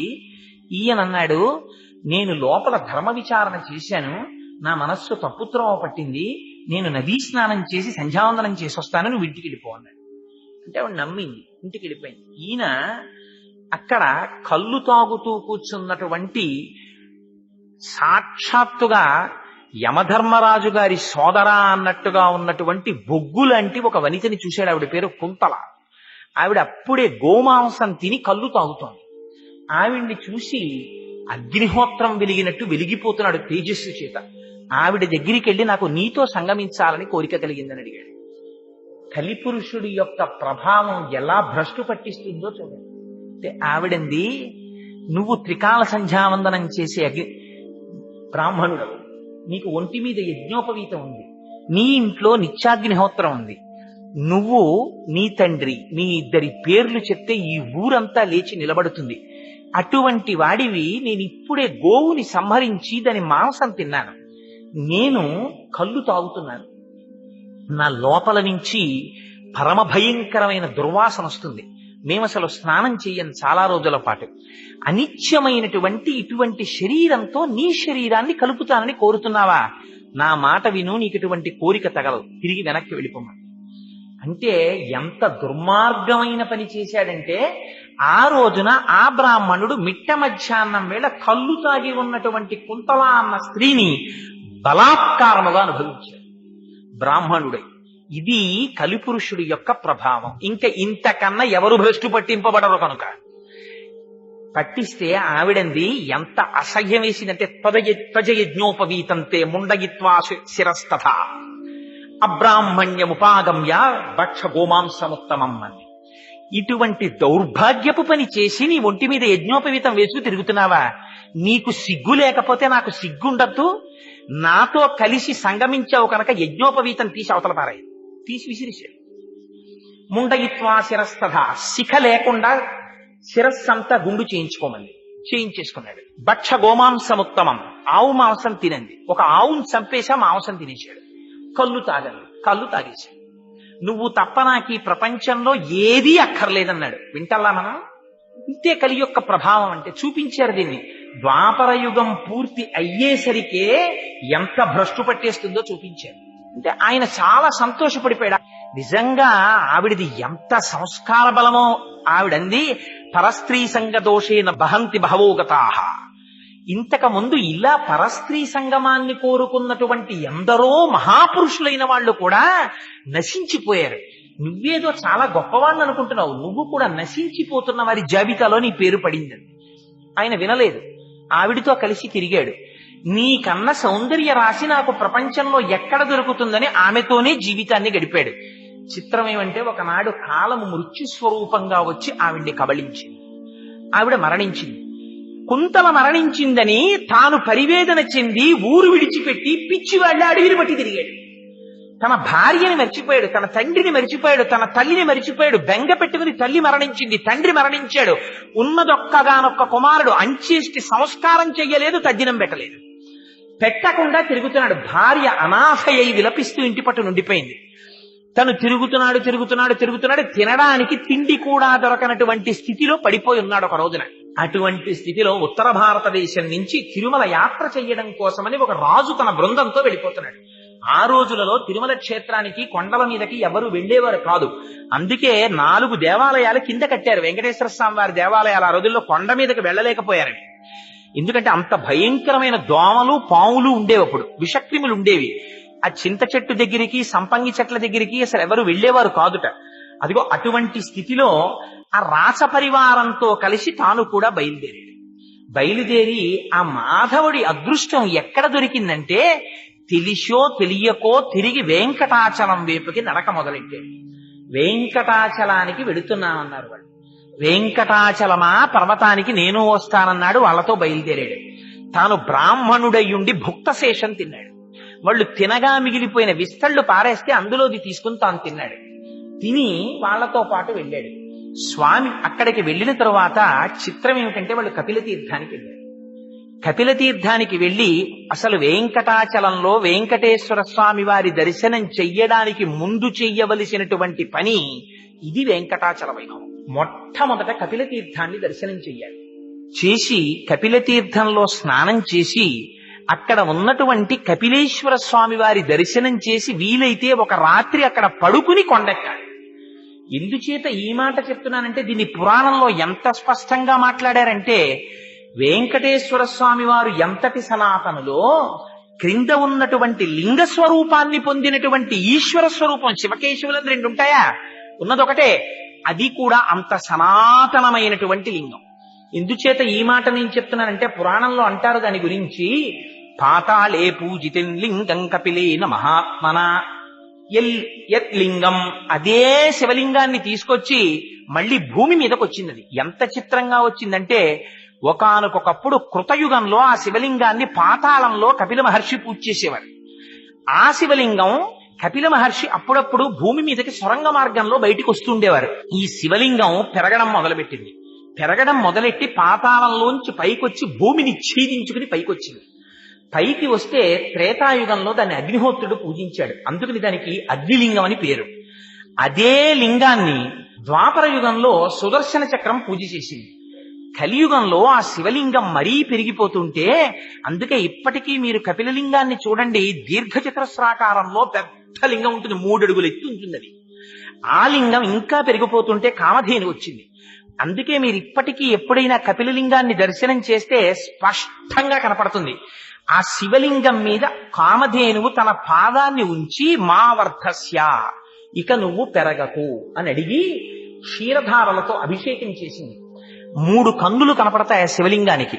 సజ్జోజాత అఘోర తత్పురుష వామదేవ ఈశానములనేటటువంటి 5 ముఖాలతో ఉంటుంది. అటువంటి శివలింగం, ఆ శివలింగానికి అక్కడ ఉన్నటువంటి ఆ బిలానికి ఉన్నటువంటి గొప్పతనం, తద్బిలం కాపిలం తీర్థం సర్వపాప ప్రణాశనం. ఆయనతో పాటే శివలింగంతో పాటే భూమిలో కింద పాతాళ లోకంలో ఉండేటటువంటి భోగవతి అనబడేటటువంటి గంగ యొక్క పాయ పైకి ప్రవహించి కపిల తీర్థం కింద ఏర్పడింది. అందులో ఒక రహస్యం ఉంది. నేను ఆ మధ్య కాలంలో ఒక చోట చదివాను. అక్కడ ఒక ఆయన దాని గురించి తెలుసుకుని, మీకు అర్జెంటుగా బైపాస్ సర్జరీ చెయ్యాలి, మీరు బ్రతకరు అని డాక్టర్ల చేత చెప్పబడినటువంటి వ్యక్తి అనుకోకుండా కార్తీక మాసంలో సోమవారం నాడు మధ్యాహ్నం ఆ కపిల ఆ క్షేత్రంలో పైనుంచి పడేటటువంటి జలధార కింద స్నానం చేసి ఆపరేషన్ చేయించుకోవడం కోసమని మళ్ళీ వెళ్ళారు. మళ్ళీ ఆయనకి ఈసీజీ తీసి ఎక్స్రే తీస్తే ఆయనకు అసలు ఏ బ్లాక్ లేదు. మేము ఏమైనా పొరపాటు పడ్డామా, మీకు ఆపరేషన్ చేయాలని మీకు ఎలా చెప్పాము అని డాక్టర్లు తిప్పి పంపించారు. ఎంత చిత్రం అంటే దాని గురించి పురాణంలో ఒక ప్రమాణవాక్యం ఉంది. ఇప్పటికీ ఏం చెప్తారంటే కార్తీక మాసంలో అది ఎంత గొప్ప విశేషం అంటే 3 లోకములలో ఉండేటటువంటి సమస్త పుణ్యతీర్థములు కూడా త్రైలోక్యే సర్వతీర్థాని కార్తీకే మాసి పర్వణి, కార్తీక మాసంలో వచ్చేటటువంటి సోమవారం నాడు, శనివారం నాడు, ఏకాదశి, అమావాస్య, పౌర్ణమి తిథులలో మధ్యాహ్నం వేళ మధ్యాహ్నే కాపిలే తీర్థే అక్కడికొచ్చి సాన్నిధ్యం యాంతి పార్వతి అని చెప్పారు పరమశివుడు. మిట్ట మధ్యాహ్నం వేళ 12 గంటల సమయంలో కార్తీక మాసంలో ఈ తిథులలో దశనాడిక, ఒక్క 10 నిమిషాల సేపు మాత్రం ఆ జలధారలలో సమస్త తీర్థములు ఆవహించుంటాయి. ఆ కపిల తీర్థంలో స్నానం చేస్తే ఒక గొప్ప శక్తి ఉంది. తల్లిదండ్రులకి తద్దినం పెట్టడం పొరపాటునో గ్రహచారం చేతో అజ్ఞానం చేతో మానేసినటువంటి వాళ్ళకి మళ్ళీ పితృదేవతానుగ్రహం కలుగుతుంది. వాళ్ళు పితృదేవతలకి కర్మ చేసినటువంటి వాళ్ళతో సమానం అవుతారు. అదిగో అంత శక్తి కలిగినటువంటి కపిల తీర్థంలో ఈ మాధవుడు తెలిసో తెలియకో స్నానం చేశాడు. స్నానం చెయ్యగానే ఆయన ఇంతకాలం తల్లిదండ్రులకి అంచేష్టి సంస్కారం చెయ్యకపోవడం చేత కలిగినటువంటి పాపము దహింపబడి పితృదేవతలు సంతోషించారు. ఆ రాత్రి ఆయన అక్కడ పడుకున్నాడు. పడుకునుండగా మహానుభావుడు శివుడి అనుగ్రహం కలిగితే విష్ణువు దగ్గరికి చేరుస్తాడు, విష్ణు అనుగ్రహం కలిగితే శివుడి దగ్గరికి చేరుస్తాడు. ఉన్నది ఒకటే స్వరూపం కదా. అందుకనే కపిల తీర్థంలో ఉండేటటువంటి శివలింగానికి ఒక గొప్పతనం ఉంది. ఆశ్వీజ మాసంలో వచ్చేటటువంటి పూర్ణిమా తిథి నాడు కపిలేశ్వర క్షేత్రంలో 250 కిలోల బియ్యాన్ని అన్నం వండుతారు. మీరు ఇప్పటికీ కావాలంటే వెళ్ళి చూడొచ్చు. 250 కిలోల బియ్యాన్ని అన్నం వండి ఆ అన్నాభిషేకం అని అన్నంతో అభిషేకం చేస్తారు శివలింగానికి. చేసి దాని మీద మళ్ళీ ఓ శివలింగం కడతారు. కట్టి పొట్లకాయలు, గుమ్మడికాయలు, వంకాయలు ఇవన్నీ ఉప్పు కారాలు వెయ్యకుండా నీటిలో ఉడికించి తీసి శివలింగం మీద త్రిశూలంగా ఢమరుకగా వీటినన్నింటినీ అలంకారం చేస్తారు. సాయంకాలం అయిన తరువాత పైన పెట్టిన శివలింగాన్ని ఉద్వాసన చేసి తీసుకొచ్చి నీటిలో కలిపేస్తారు. కపిల తీర్థంలో అన్నస్వరూపంతో అభిషేకం చేయబడినటువంటి ఆ అన్నాన్ని తీసి కూరలతోటి పులుసుతోటి కలిపి తీసుకొచ్చి ఆ ప్రసాదాన్ని భక్తులకు ఇస్తారు. ఆశ్వీజ శుద్ధ పౌర్ణమి నాడు కపిల తీర్థంలో అన్నాభిషేకం చేయబడిన ప్రసాదం తిన్నవాడికి ఎంత భయంకరమైన గ్రహదోషం ఉండనివ్వండి, అంత గొప్ప శక్తి కపిలలింగానికి చేయబడినటువంటి అన్నాభిషేకానికి ఉంది. మళ్ళీ అంత శక్తి ఎక్కడుందో తెలుసా అండి? పుష్యమాసంలో పౌర్ణమి ముందు వచ్చేటటువంటి శుక్రవారం నాడు ఆ కపిలేశ్వర స్వామి వారి యొక్క శక్తి స్వరూపమైన కామాక్షి అమ్మవారికి అంత అలంకారం తీసేసి చీర కూడా చందనంతో కట్టేస్తారు. గంధంతో చీర కట్టేస్తారు, గంధంతో అంచులు పెడతారు, గంధంతో జాకెట్ వేస్తారు, గంధంతోటే అలంకారం అంతా చేసేస్తారు. అమ్మవారిని అలా దర్శనం చేస్తే సమస్త పాపములు నశిస్తాయి. అంత గొప్ప క్షేత్రం కపిలతీర్థ క్షేత్రం. కపిలతీర్థం ఎంత గొప్ప క్షేత్రమో మీకు ఒక్క మాటలో చెప్పాలంటే, రాజేంద్ర చోళుడికి కలలోకి వచ్చారు స్వామివారు. కలలోకి వచ్చి ఇక్కడ సోమస్కంధమూర్తి ప్రతిష్ఠ చెయ్యమన్నారు. మీకు ఒక్క కపిల తీర్థంలోనే సోమస్కందుడు దర్శనమిస్తాడు. సా ఉమా స్కంధ ఒకే పీఠం మీద పరమేశ్వరుడు కూర్చుంటాడు, పార్వతీదేవి కూర్చుంటుంది.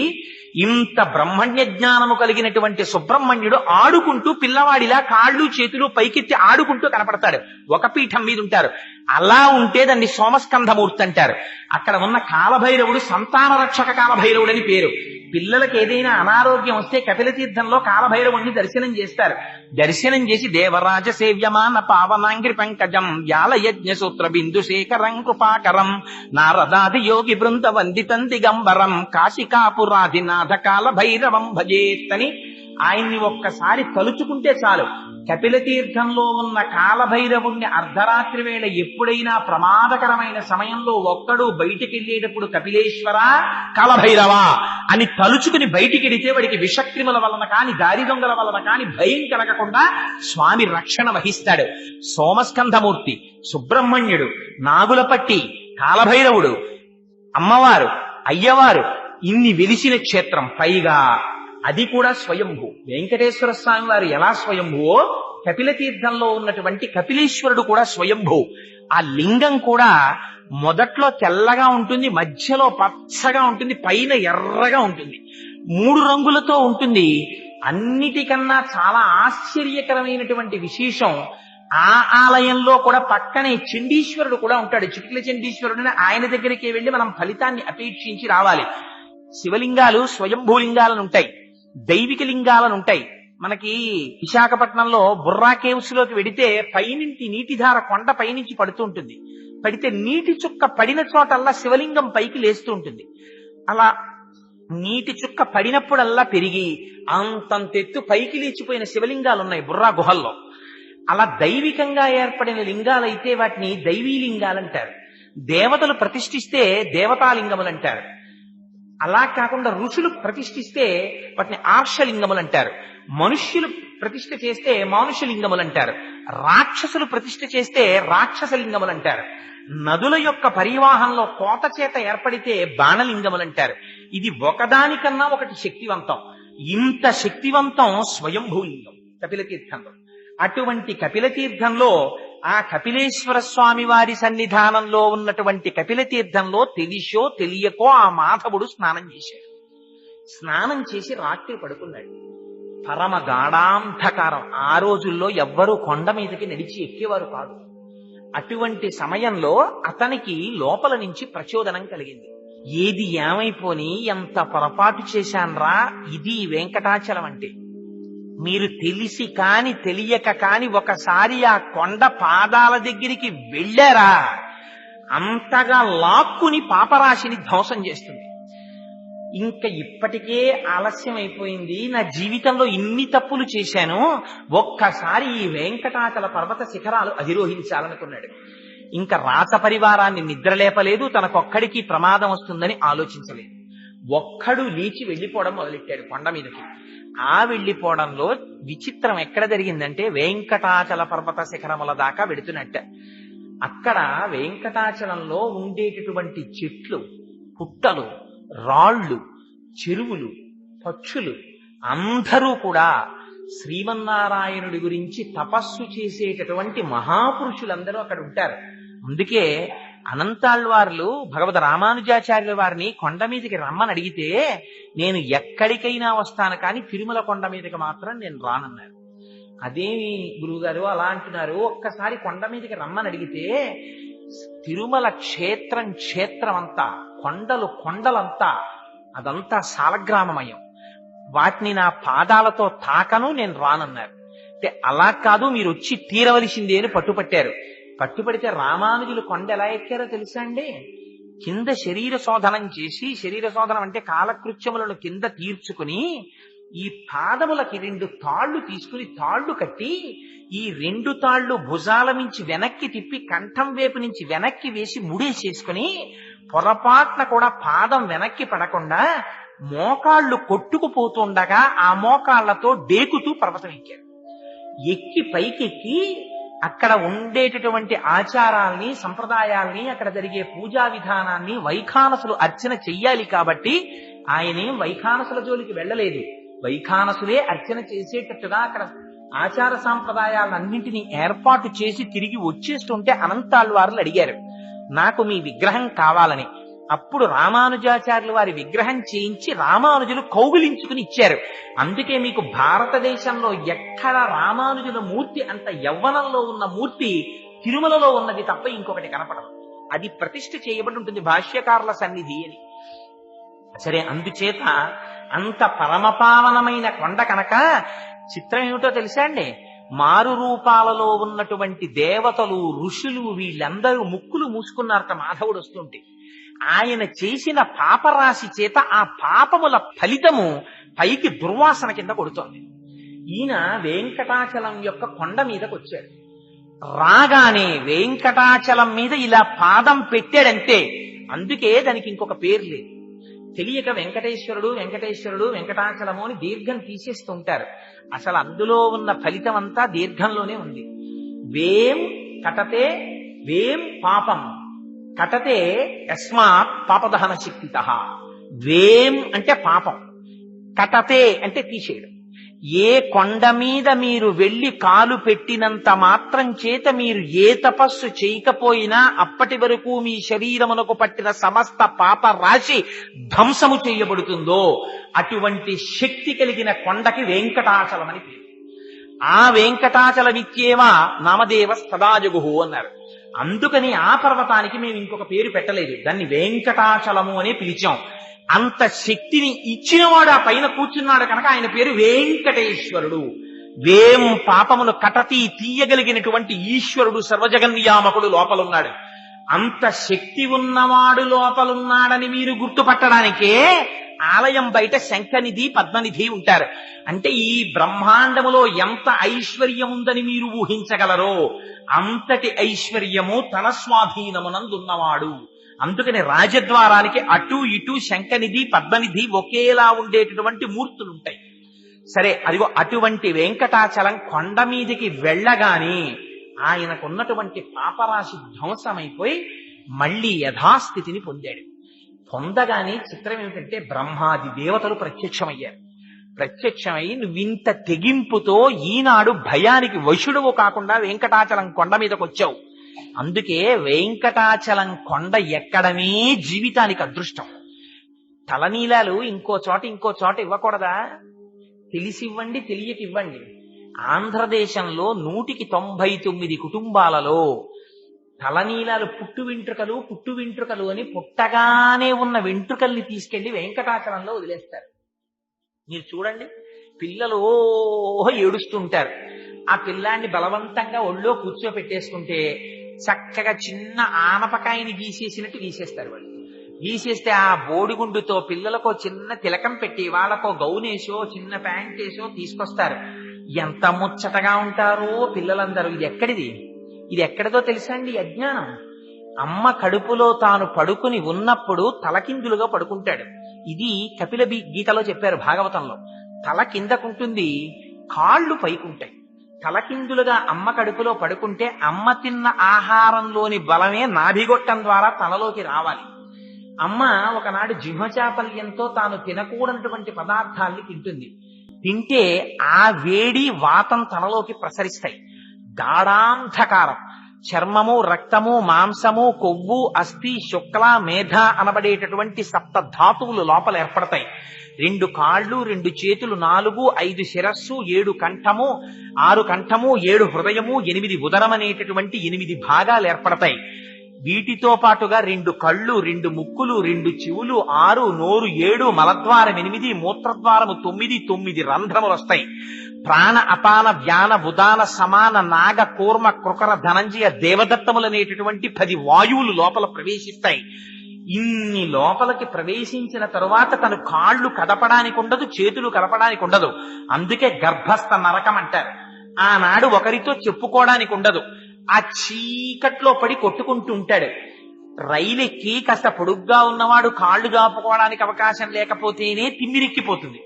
అలాంటిది అమ్మ కడుపులో తిరగబడి అలా పడుకునుంటే ఆనాడు వీడు సర్వేశ్వరుణ్ణి ప్రార్థన చేస్తాడు. తండ్రి, ఇలా నువ్వు నాకు ఎన్ని జన్మలిచ్చావో, ఎన్ని ఉపాధులిచ్చావో. బయటికి వెళ్ళాను, మళ్ళీ సంసారం పట్టుకుంది. మళ్లీ సంసారంలో తిరిగాను. పునరపి జననం, పునరపి మరణం, పునరపి జనని జఠరే శయనం, జిహ సంసారే బహుదుస్తారే కృపయాపారే పాహిమురారి. మళ్లీ విడిచిపెట్టేశాను, మళ్లీ సంసారంలో ప్రవేశించేశాను. ఇంకొక్కసారి నన్ను బయటికి తోశావా, ఈసారి నీ పాదాలు పట్టుకుంటానంటాడు. అనగానే స్వామి ప్రసూతి వాయువై బయటికి తోస్తారు. అందుకే ప్రసవం అనే పేరు దానికి. ప్రసూతి వాయువై ఎంత జాగ్రత్తగా తోస్తాడో తెలుసా అండి మహానుభావుడు. తల బయటికి రావాలి, కాళ్ళు చివర బయటికి రావాలి. ఆ బయటికి వచ్చేటప్పుడు అమ్మకి దుఃఖం అమ్మ మరణించకూడదు. అమ్మ మరణిస్తే శిశువు నిలబడడానికి ఆస్కారం ఉండదు. మరణ సదృశమైన వేదన కల్పించి అమ్మ కడుపులోంచి తాను పైకొస్తాడు. వస్తే పైకి రాగానే శఠం అనే వాయువు పట్టేస్తుంది తలకాయ. పట్టేయగానే మరిచిపోతాడు. పూర్వజన్మ జ్ఞానం అంతా విస్మృతి పొందుతుంది. అందుకే మళ్లీ విడితే శఠారి పెట్టండి అంటారు. ఆ శఠమునకు అరి శఠారి. స్వామి పాదుకలు తల మీద పెట్టండి అంటారు. తను ఇక్కడికి ఎందుకు వచ్చాడో మళ్లీ జ్ఞాపకం వస్తుంది ఆ పాదుకలు పెట్టించుకుంటే. అందుకే గర్భాలయం లోపలికే తప్ప బయటికి ఎగ్జిట్ గేటు గర్భాలయం వెనక గోడలోంచి పెట్టరు. ఇలా విడితే పృష్ఠభాగం చూపించకుండా ఎలా వెళ్ళావో అలాగే వెనక్కి అడుగులు వేసుకుని బయటికి రా అంటారు. అంటే ఒకసారి వెళ్ళింది ఆయనలో చేరిపోవడానికే తప్ప ఆయన్ని దాటి వెళ్ళిపోవడానికి నీకు ఇంకేం లేదు. ఆయనలో కలవడమే జన్మ యొక్క సార్థకత. కానీ అది మరిచిపోయింది. ఈ రహస్యం అమ్మ ఎక్కడ చెప్తుందో తెలుసా అండి? లతా మంగేష్కర్ అవనివ్వండి, ఎన్ఎస్ సుబ్బులక్ష్మి గారు అవనివ్వండి, లేకపోతే ఎంత పెద్ద విదుషీమణి అవనివ్వండి, ఎంత గాయని కానివ్వండి, అమ్మ పాడే జోలపాట అంటే ఒక్కటే జోలపాట. ఏమిటా జోలపాట? ఉయ్యాల్లో పడుకోబెడుతుంది, ఉయ్యాల ఊపుతుంది. పిల్లాన్ని తొట్లో పెట్టామనో అదొక పెద్ద సంబరం. తొట్లో పెట్టి ఊపుతారు. ఊపితే ఆ ఉయ్యాల అటు ఇటు ఊగుతుంది. ఊగితే అమ్మ అంటుంది, వీడు ఏడుపు మానేస్తాడు ఉయ్యాల్లో పట్టుకోవాలని. అలా ఏడుపాపిన పిల్లాన్ని చూసి అలరా హాయి అంటుంది. ఓరి నీ అసాధ్యం కోలా, ఇది నీకు అలవాటు పడిపోయిందిరా, ఇక్కడ పుడతావు అక్కడ చస్తావు, ఏం ప్రయాణం చేశావు? గానుగెద్దెక్కిన వాడు కాశీ వెళ్ళలేనట్టు ఉయ్యాల ఎక్కి ఊగిన వాడు పొద్దున్నుంచి సాయంకాలం వరకు ప్రయాణంలోనే ఉన్నాడు, ఊగుతూనే ఉన్నాడు. ఎక్కడికి వెళ్ళాడు? ఎక్కడికి వెళ్ళలేదు, అక్కడే ఉన్నాడు ఉయ్యాల అయిపోతే. అలా నువ్వు ఇలా శరీరం తీసుకుని వస్తూనే ఉన్నావు, వెళ్ళిపోతూనే ఉన్నావు. నువ్వు ఒక్క మెట్టు ఎక్కింది లేదురా. లోపల స్వామికి ప్రమాణం చేశావు, బయటికి వచ్చావు, వస్తూనే అజ్ఞానం వెంట తెచ్చేసుకున్నావు. ఉయ్యాల ఎక్కావు, మళ్ళీ మొదలెట్టావు, సంతోషం సంతోషం అని. ఇదిగో మళ్ళీ నీకు మొదలు. అక్కడ పుడతావు, ఇక్కడ తెస్తావు, ఇక్కడ తెస్తావు, అక్కడ పుడతావు. అమ్మ అలా కఠినంగా మాట్లాడకూడదు కదా. ఇంత వేదాంత జ్ఞానాన్ని అమ్మ జోలపాటలో పెట్టేశారు పెద్దవాళ్ళు. అందుకని ఆ పుట్టు వెంట్రుకల్ని మళ్లీ పట్టినటువంటి అజ్ఞానాన్ని మన పెద్దలు ఎక్కడ తీసేస్తారు? వేం కటతే పాపం, వేం పాపం కటతే యస్మాత్ పాపదహన శక్తితః. ఈ బుర్రలోకి మళ్లీ సాంసారికమైన విషయముల యందు తాదాత్మ్యత చెంది నీ పాదముల యందు విస్మృతి లేనటువంటి జ్ఞానాన్ని, భక్తిని విడికి స్వామి అని ప్రార్థన చేస్తారు తల్లిదండ్రులు. అందుకని పుట్టు వెంట్రుకలు తీసుకెళ్లి పరమాత్మకు అర్పిస్తారు. లేకపోతే ఆయనకి ఎందుకు ఆ పుట్టు వెంట్రుకలు? వాడిని సృష్టించిన వాడు ఆ వెంట్రుకలు ఆయన సృష్టించుకోలేడేంటి? ఇది వెంకటాచలం యొక్క మహాత్యం అంటే. అందుకని ఆ స్వామి దగ్గరికి వెడితే దాని పేరు వెంకటాచలం. అందుకని మాధవుడు ఒక్కసారి వెంకటాచల పర్వతం మీదకి వెళ్ళగానే ఆయన పాపం పోయింది. బ్రహ్మాది దేవతలు వచ్చి వరమిచ్చారు. నువ్వు ఒక్కసారి ఈ కొండ మీదకి వెళ్ళావా, అక్కడ తింత్రిణీ వృక్షం కింద పుట్ట ఉంది, చింత చెట్టు కింద. పుట్టలో శ్రీనివాసుడు ఉన్నాడు. ఒక్కసారి నువ్వు ఆ స్వామికి నమస్కారం చేసి, అక్కడ స్వామి పుష్కరిణి ఉంది, స్వామి పుష్కరిణిలో స్నానం చేసి కిందకి దిగావా, సుధర్ముడనేటటువంటి రాజుకి నువ్వు సువీరుడు అనేటటువంటి పేరుతో కొడుకువై పుడతావు. ఆకాశరాజువై పుడితే నీ కడుపున పుట్టబోయేటటువంటి కుమార్తెని రాబోవు కాలంలో వెంకటాచలపతి పరిణయం చేసుకుంటారు. పరమాత్మకి పిల్లనిచ్చినటువంటి మామగారి వైభవాన్ని పొందుతావు. పునరావృత్తి రహిత శాశ్వత శివ సాయుధ్యమును పొందుతావు. అందుకని ఇది వెంకటాచలం మీదకి రావడం అంటే ఉన్నటువంటి పుణ్యం. అందుకని మాధవ నీ జన్మ సార్థకతని పొందింది అన్నారు. ఆ పుష్కరిణిలో స్నానం చేశాడు, ఆదివరాహస్వామిని దర్శించాడు, స్వామికి నమస్కారం చేశాడంతే ఆయన శరీరాన్ని విడిచిపెట్టి ఆకాశరాజు అయ్యాడు. వెంకటాచల పర్వత శిఖరమునకు ఉండేటటువంటి గొప్పతనాన్ని ఆవిష్కరించడం కోసమని, వెంకటాచలం అనే పేరుతో ఆ పర్వతం ఎందుకున్నదో మనకి చెప్పడం కోసమని ఈ ఇతిహాసాన్ని పెద్దలు పురాణంలో వ్యాస భగవానుడు భవిష్యోత్తర పురాణంలో వరాహాది పురాణములలో ఉల్లేఖించారు. అందుచేత అది వెంకటాచలం అంటే. ఆ వెంకటాచలం ఇవాళ మనం 7 కొండలుగా పిలుస్తుంటాం. అందుకే అక్కడకొచ్చి సేవించేవి ఎన్నో వస్తాయి. ధాటి శృతే విహగరాజ మృగాధిరాజ నాగాధిరాజ గజరాజ హయాధిరాజా స్వస్మాధికార మహిమాదికమర్థయంతే శ్రీ వెంకటాచలపతే తవ సుప్రభాతం. నిజంగా సుప్రభాతం శనివారం నాడు బ్రాహ్మీ ముహూర్తంలో 4 గంటలకో వెళ్లి కూర్చుని మీరు మనసా దర్శనం చేస్తూ చదవండి. ఎంత గొప్పగా ఉంటుందంటే, తద్గోపురాగ్ర శిఖరాన్ని నిరీక్షమాణా స్వర్గాపవర్గ పదవీం పరమాం శ్రయంతః మర్త్యా మనుష్య భువనే మతిమాశ్రయంతే శ్రీ వెంకటాచలపతే తవ సుప్రభాతం. నారదాది మునులందరూ కూడా వస్తారు తెల్లవారుజామున. బ్రహ్మగారు ఇప్పటికీ స్వామి కాళ్ళు కడుగుతారు. అందుకని రాత్రి బంగారు పాత్రలో నీళ్లుంచి తలుపులు మూస్తారు ఏకాంత సేవలో. అది సుప్రభాతం టికెట్ హోల్డర్స్ కే దాన్ని తీర్థం కింద ఇస్తూ ఉంటారు. సరే, అందుచేత నారదాది మునీశ్వరులందరూ వచ్చి తమ తమ వీణలు మీటుతూ ఉంటారు. వీణలు మీటుతున్నప్పుడు ఇంద్రుడు తన దగ్గర పనిచేసేటటువంటి దేవతలకు అందరికీ కూడా ఓ కన్సెషన్ ఒకటి ఇచ్చాడు, ఒక సౌకర్యం. ఏమిటంటే, మీరెవ్వరూ కంకణాలు కట్టుకోక్కర్లేదు, మీరు ఆర్జిత సేవ టికెట్లు పుచ్చుకోక్కర్లేదు, మీ అందరినీ తెల్లవారుజామున తీసుకెడతాను. స్వామి పుష్కరిణిలో స్నానం చేసి ఒకసారి ప్రచ్ఛన్న రూపాలతో ఆనంద నిలయంలోకి వెళ్ళిపోదాం, సర్వేశ్వరుణ్ణి దర్శనం చేసుకుని వద్దురుగాని రెండంటే అని ఇంద్రుడు రోజు దేవతల్ని తీసుకొస్తాడు. లోపలికెళ్ళి దర్శనం చేసుకుని బయటికి వస్తారట. వచ్చిన తర్వాత ఇంద్రుడు అంటాడు, రండిరా పదండి, మీ ప్లేసెస్ కి పదండి, ఇంకా మీ ఆఫీసులో మీ సీట్లో పని చెయ్యాలి కదా, పదండి అంటాడు. అప్పటి వరకు వచ్చేస్తాం స్వామి, అలాగేనండి, తప్పకుండా తప్పకుండా అన్న వాళ్ళు అంటారట.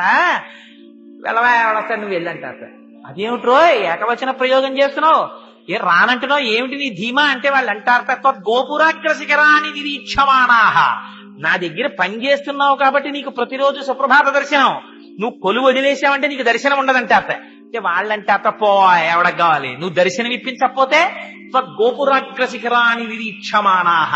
ఆ వైకుంఠం క్యూ కాంప్లెక్స్కి వెళ్ళిపోయేటప్పుడు మెట్లెక్కి కుడి పక్కకి తిరుగుతాం. తిరిగి వైకుంఠానికి వెళ్ళేటప్పుడు మీరు ఒక్కసారి అక్కడ నిలబడి ఇలా చూడండి, ఇలాగా కెరటాలు వెడుతున్నట్టుగా వైకుంఠం క్యూ కాంప్లెక్స్ తాలూకా రూఫ్ అంతా కనపడుతూ ఉంటుంది.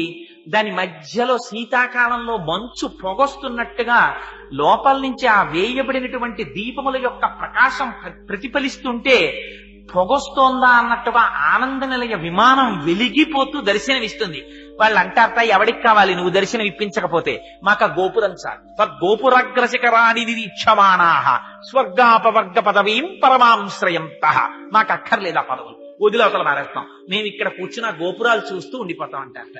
అది వెంకటాచలం, అది ఆయన యొక్క సౌందర్యం, అది ఆ అందం పరమాత్మది.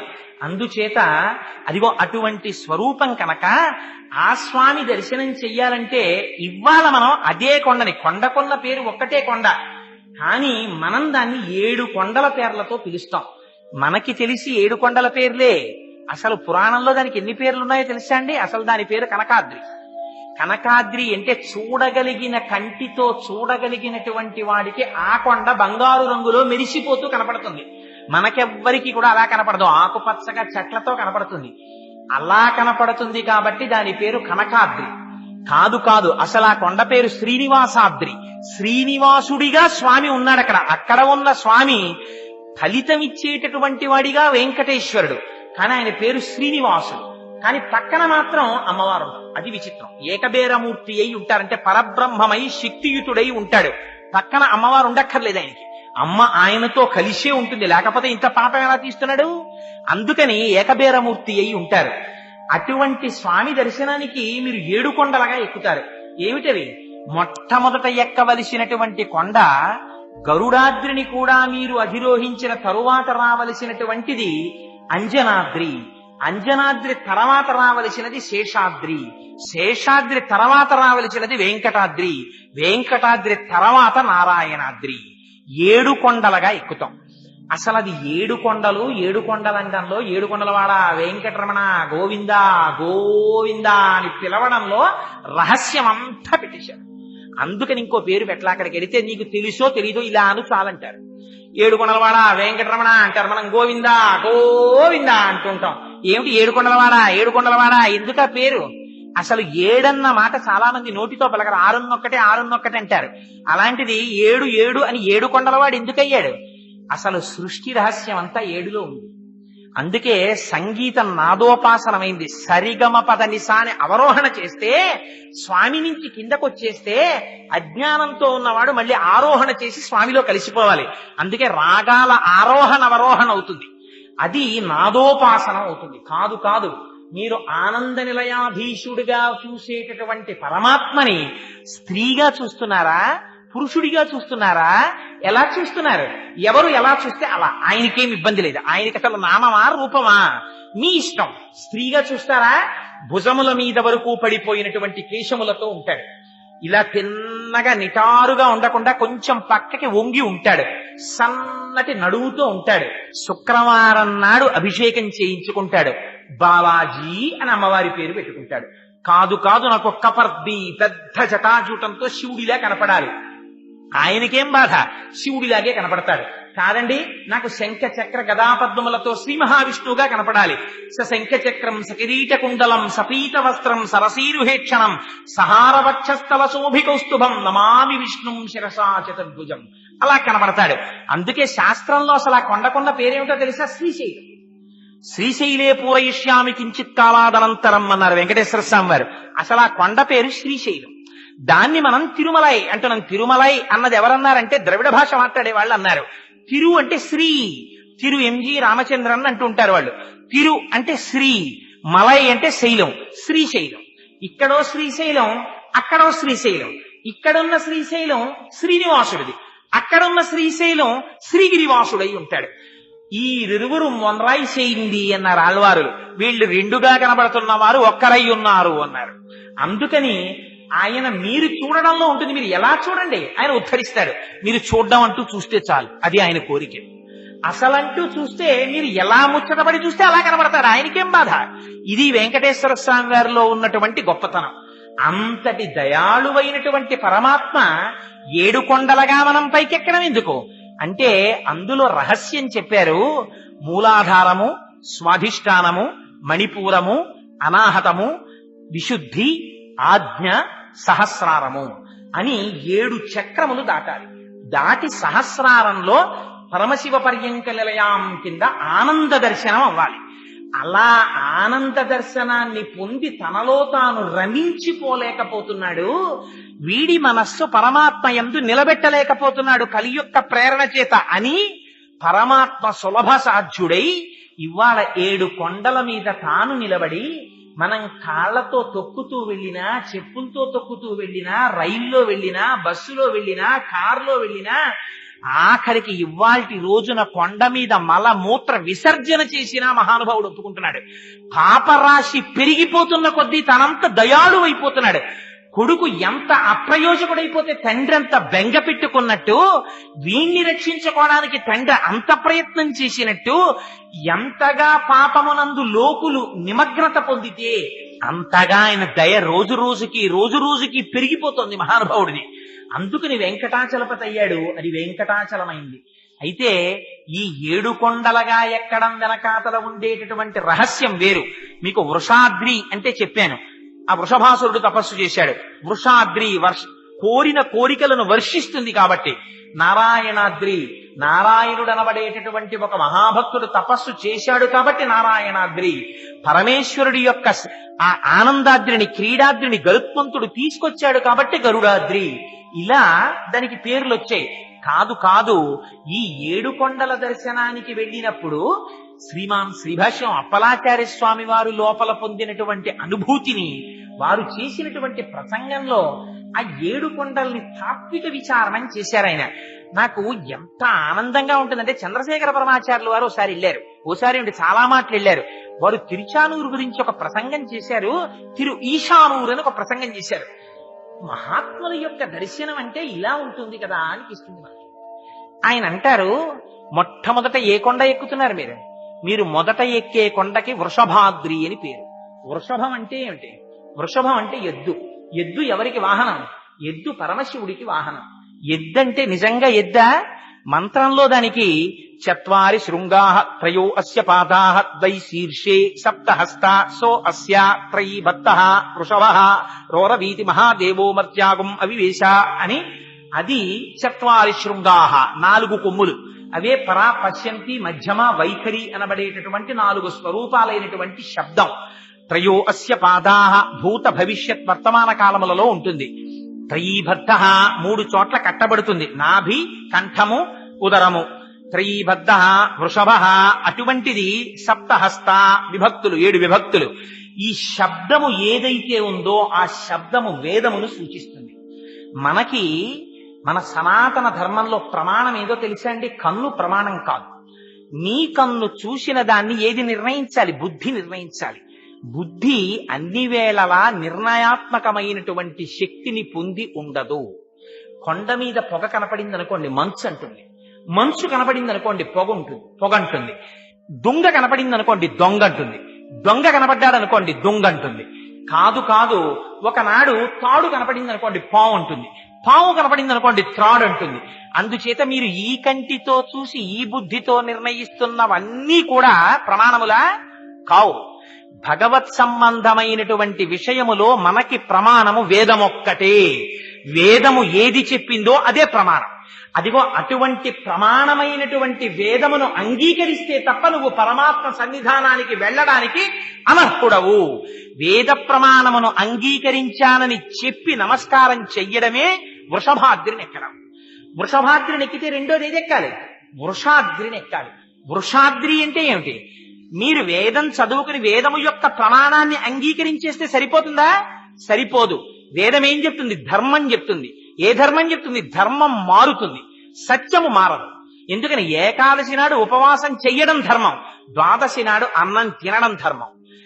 కొడుకుగా తండ్రి దగ్గరికి వెళ్ళినప్పుడు పుత్రధర్మం, అన్నదమ్ముల దగ్గరికి వెళ్ళిచ్చినప్పుడు సోదర ధర్మం. పక్కింటి వారి స్త్రీ కనపడినప్పుడు తను పుత్రధర్మంగా నిలబడాలి. ఆవిడలో మాతృమూర్తిని చూసి. తన భార్య దగ్గరికి వెళ్ళినప్పుడు భర్తృధర్మం పాటించాలి. గురువు దగ్గరికి వెడితే శిష్య ధర్మం పాటించాలి. తన ఉద్యోగానికి వెడితే సేవక ధర్మం పాటించాలి. ఎక్కడ తను ఏ ధర్మం పాటించాలో ఆ ధర్మం పాటించాలి. అంతే తప్ప ఒక ధర్మాన్ని ఒక ధర్మంతో కలగాపులగం చేయకూడదు. ఈ ధర్మాన్ని వైక్లభ్యం లేకుండా నువ్వు అనుష్ఠానం చేసిన నాడు ఆ ధర్మమే నిన్ను రక్షిస్తుంది. ధర్మో రక్షతి రక్షిత. నీ ధర్మాన్ని నువ్వు కాపాడుకుని అనుష్ఠానంలోకి తెచ్చుకోవాలి. ఇలా నీ ధర్మాన్ని నువ్వు అనుష్ఠానము చేస్తూ ఉండడమే వృషభాద్రి, తరువాత వృషాద్రి నిక్కుట.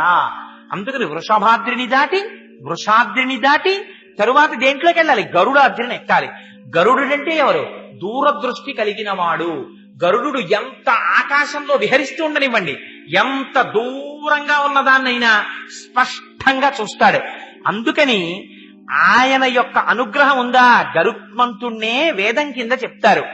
అందుకని గరుడుని యొక్క అనుగ్రహమును పొందుట అంటే దేన్ని పొందడం?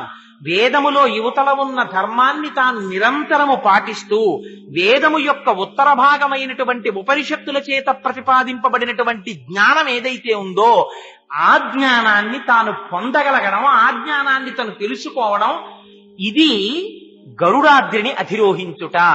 గరుడాద్రి దాటితే దేనికి వెళ్ళాలి? అంజనాద్రికి వెళ్ళాలి. అంజనము అంటే ఏమిటి? ఇంతకు ముందు మీకు కనపడని వస్తువు కనపడేటట్టు చేసేదానికి అంజనం అని పేరు. ఆయన కళ్ళకి అంజనం పెట్టుకున్నాడు ఏంటంటే చీకట్లో చూస్తున్నాడంటారు. అంజనం పెట్టుకుంటే ఏమవుతుంది? ఎవ్వరికీ కనపడని వస్తువు మీకు కనపడుతుంది. ఇప్పుడు ఏమైంది? వేదములో ఉండేటటువంటి పూర్వభాగమైనటువంటి ధర్మమును కర్మమును మీరు ఆచరిస్తే, ఉత్తర భాగమైనటువంటి జ్ఞానమును అనుభవానికి తెచ్చుకుంటే, ఆ జ్ఞానమునందు ప్రవేశిస్తే, దాని చేత మీరు అది అనుష్ఠాన పర్యంతములోకి రావాలి. కాబట్టి నిరంతరము రక్షింపబడడానికి ఒక మంత్రాన్ని ఉపదేశం పొంది గాయత్రి వంటి మంత్రముల చేత నిరంతరము లోపల ఉండేటటువంటి ఆత్మదర్శన ప్రయత్నశీలుడైనటువంటి వ్యక్తి ఎవరుంటాడో అటువంటి వ్యక్తి గరుడాద్రిని అధిరోహించినవాడు. ఇలాంటి గరుడాద్రిని అధిరోహిస్తే తర్వాత కొండ ఏదెక్కుతాడు? శేషాద్రిని ఎక్కుతాడు. శేషుడెవరు? నిరంతరం స్వామి దగ్గర ఉంటాడు, శేషమై ఉంటాడు. ఆయనకి ఏం కోరిక ఉండదు, ఆయనకి ఎప్పుడు భగవంతుణ్ణి వహించడమే. శేషుడు ఏం చేస్తాడు? పడుకుంటే స్వామివారికి పరుపు అయిపోతాడు, స్వామివారు కూర్చుంటే కుర్చీ అయిపోతాడు. ఎప్పుడు స్వామివారికి మారి మారి సేవ చేస్తాడు. ఆయన తల పెట్టుకుంటే తలగడ అయిపోతాడు. ఆయన అవతారం తీసుకుని వస్తే ఒకసారి త్రేతాయుగంలో లక్ష్మణుడు అయ్యొచ్చాడు బెంగెట్టుకున్నట్ట. అయ్యో నేను లక్ష్మణుడిని అయ్యొచ్చాను, పెద్దవాడిగా పాపం కష్టాలన్నీ పరమాత్మ పడ్డారు, ఈ మాట కష్టాలన్నీ నేను పడతాను, అందుకని నేను పెద్దవాడిగా పుడతానని బలమముగుల కలగ బలభద్రుడని లోక రమణుడగుట చేసి రాముడనియు సతికి పుట్టె గర్భ సంకర్షణంబున సంకర్షణండనటి ఘనుడు సుతుడు. ఒకసారి బలరాముడిగా వచ్చాడు ఆయన. అందుకని ఎప్పుడూ పరమాత్మని విడిచిపెట్టకుండా ఆయన వెంట తిరిగి సేవ చేస్తుంటాడు. ఇదే పానీయంబులు త్రాగుచున్ కొడుచుచున్ భాషించుచున్ హాసలీలా నిద్రాదులు చేయుచున్ తిరుగుచున్ లక్షించుచున్ సంతత శ్రీనారాయణ పాదపద్మ యుగళీ చింతామృతాస్వాద సంధానుండై మరచన్ సురారిసుతుడే తద్విశ్వముంధువర. ఏది చేస్తున్నా ఆ భగవంతుడి సేవగా చేస్తూ పొంగిపోతూ చేసిన వాడికి ఫలమునందు అపేక్ష ఉండదు. ఒకసారి సంకల్పం చేస్తాడు, సర్వేశ్వరుడికి నమస్కారం చేసుకుంటాడు, బయలుదేరుతాడు. ఫలితం వచ్చిందా? సంతోషిస్తాడు. ఫలితం రాలేదని అనడు. మీరు అది జ్ఞాపకం పెట్టుకోవాలి. తండ్రి సుశిక్షితుడైన కుమారుడు అనుకోండి, చాలా ధర్మం తెలిసిన కొడుకుని ఈ పని నువ్వు చెయ్యకు అన్నాడు అనుకోండి. కుమారుడు అడగడు తండ్రిని, నాన్నగారు ఈ పని నన్ను ఎందుకు చెయ్యొద్దన్నారండి అనడు. ఏమో మా నాన్నగారు నన్ను ఈ పని చెయ్యొద్దు అన్నారు అంటే ఆ పని నేను చెయ్యడం చేత నాకేదో ప్రమాదం పొంచి ఉందన్నమాట, అందుకే నన్ను నాన్నగారు ఆ పని చెయ్యొద్దు అన్నుంటారు అని వెళ్ళిపోతాడు. పింకివాడైన కొడుకు ఏం చేస్తాడు? నాకు నాన్నగారు అది చేయనివ్వలేదు అంటాడు. అందుకని కర్మము యొక్క ఫలితాన్ని సంగము లేకుండా త్యాగము చేసినటువంటి భక్తుడు ఏది రానివ్వండి, ఫలితము తను అనుకున్నది రానివ్వండి, రాకపోనివ్వండి, మనస్సునందు కుంది భగవంతుడి పాదములు విడిచిపెట్టడు. ఇక్కడే మీకు తేడా వచ్చేస్తుంది. కామ్యముతో భగవంతుని ఆరాధన చేసిన వాడు తన కోరిక తీరలేదా భగవంతుడికి దూరం అయిపోతాడు. ఎందుకంటే నా కోరిక తీరలేదు, ఏం నేను భగవంతుడి దగ్గరికి వెళ్ళేది? అధిక్షేపిస్తాడు. భగవంతుని యందు మనస్సు నిమగ్నమై ఉందనుకోండి, ఒకవేళ నిజంగా వాడి కోరిక తీరకపోయినా కోరిక తీరకపోవడంలో భగవంతుణ్ణి చూసుకుని ఆనందిస్తాడు. తుకారాం గారికి గయ్యాళి భార్య వచ్చింది. పరమాత్మ ఎంత అదృష్టవంతున్నయ్యా, గయ్యాళి భార్యని ఇచ్చావు, అందుకనే నాకు సంసారం మీద మోహం లేకుండా పోయిందన్నాడు. తప్ప నాకు ఇంత గయ్యాళి భార్యని ఇచ్చావు, జీవితంలో సుఖశాంతులు లేకుండా చేసేసావు తండ్రి అని అనలేదు. తులసీదాసు గారికి భార్య లోయి ఒక్క మాటతో జ్ఞానాన్ని ఇచ్చింది. అంత గొప్ప భార్యనిచ్చావు తండ్రి, దానివల్ల నేను రామచంద్రమూర్తికి భక్తుడయ్యానన్నారు. నిన్ను సేవింపక నాపదల్పడమని, నిత్యోత్సవం బబ్బని, జనమాతృండనని, సంసార మోహంబు పైకొనని, జ్ఞానము కల్గని, గ్రహగతుల్ కుందింపని, మేలు వచ్చిన రాణి అవి నాకు భూషణములే. శ్రీకాళహస్తీశ్వర, ఎంత పెద్ద ఉద్యోగంలో ఉండనివ్వండి కొడుకు, కష్టపడి 3 నెలలకో 4 నెలలకో ఒక్కసారి సెకండ్ సాటర్డే సండే వచ్చేటప్పటికి నాన్నగారి దగ్గరికి వచ్చేసి, నేను ఎక్కడికి వెళ్ళనమ్మా, నాకు నాన్నగారి పాదాల దగ్గర కూర్చుని నాన్నగారితో కలిసి భోజనం చేసి, నాన్నగారితో కలిసి సంధ్యావందనం చేసుకుని, నాన్నగారి పూజకి మళ్ళీ నేను చిన్నప్పుడు చేసినట్టు ఒక్కసారి పూజామందిరం అంతా తుడిచేసి మಣ್ಣీళ్లు పట్టుకొచ్చి నాన్నగారికి పెట్టి, నాన్నగారి దగ్గర కూర్చుని నాన్నగారికి గంధం తీసి పూజ చేసుకోవడానికి ఇచ్చి, నాన్నగారు భోజనం చేసేసి పడుకుంటే నాన్నగారు చెప్పే మంచి మాటలు వింటూ ఆయన కాళ్ళు పడుతూ, నాన్నగారు మళ్ళీ నిద్రలేచి సాయంకాలం భజన చేసుకుంటున్నప్పుడు నాన్నగారి పక్కన కూర్చుని భజన చేసి, నాన్నగారు రాత్రి నిద్రపోవడానికి పడుకున్నప్పుడు ఏ పరమ పవిత్రమైనటువంటి పాదాలు నన్ను ఇంత ఉద్ధరించాయో ఆ పాదాలు నాన్నగారివి 1 గంట సేపు ఒత్తి, ఆయన నిద్రపోయిన తర్వాత నిద్రపోయి మళ్ళీ నాన్నగారు నిద్ర లేవక ముందు నేను నిద్రలేచి స్నానం చేసేసి మడికట్టుకుని నీళ్లు తెస్తుంటే, నిద్రలేచిన నాన్నగారు నన్ను చూసి, ఒరే నువ్వు వచ్చావురా, ఇవాళ చూసావా మಣ್ಣీళ్లు తెచ్చేసావని పొంగిపోతున్న నాన్నగారి ముఖం చూసుకోవడానికి వచ్చానమ్మా అన్న కొడుకుని చూసి తండ్రి ఎంత పొంగిపోతాడు. అంతేగాని నాన్నగారు ఈలోగా ఎవరికన్నా ఏమైనా రాసిచ్చేస్తారేమో అని బెంగెట్టుకుని వస్తుంటానమ్మా నెలకోసారి అన్నాడు అనుకోండి, ఎంత అసహ్యంగా ఉంటుంది. ఆ తండ్రికి ఎవరికి ఇస్తాడు, వీడికి ఇస్తాడు. కానీ అలా అంటే ఎంత అసహ్యంగా ఉంటుంది.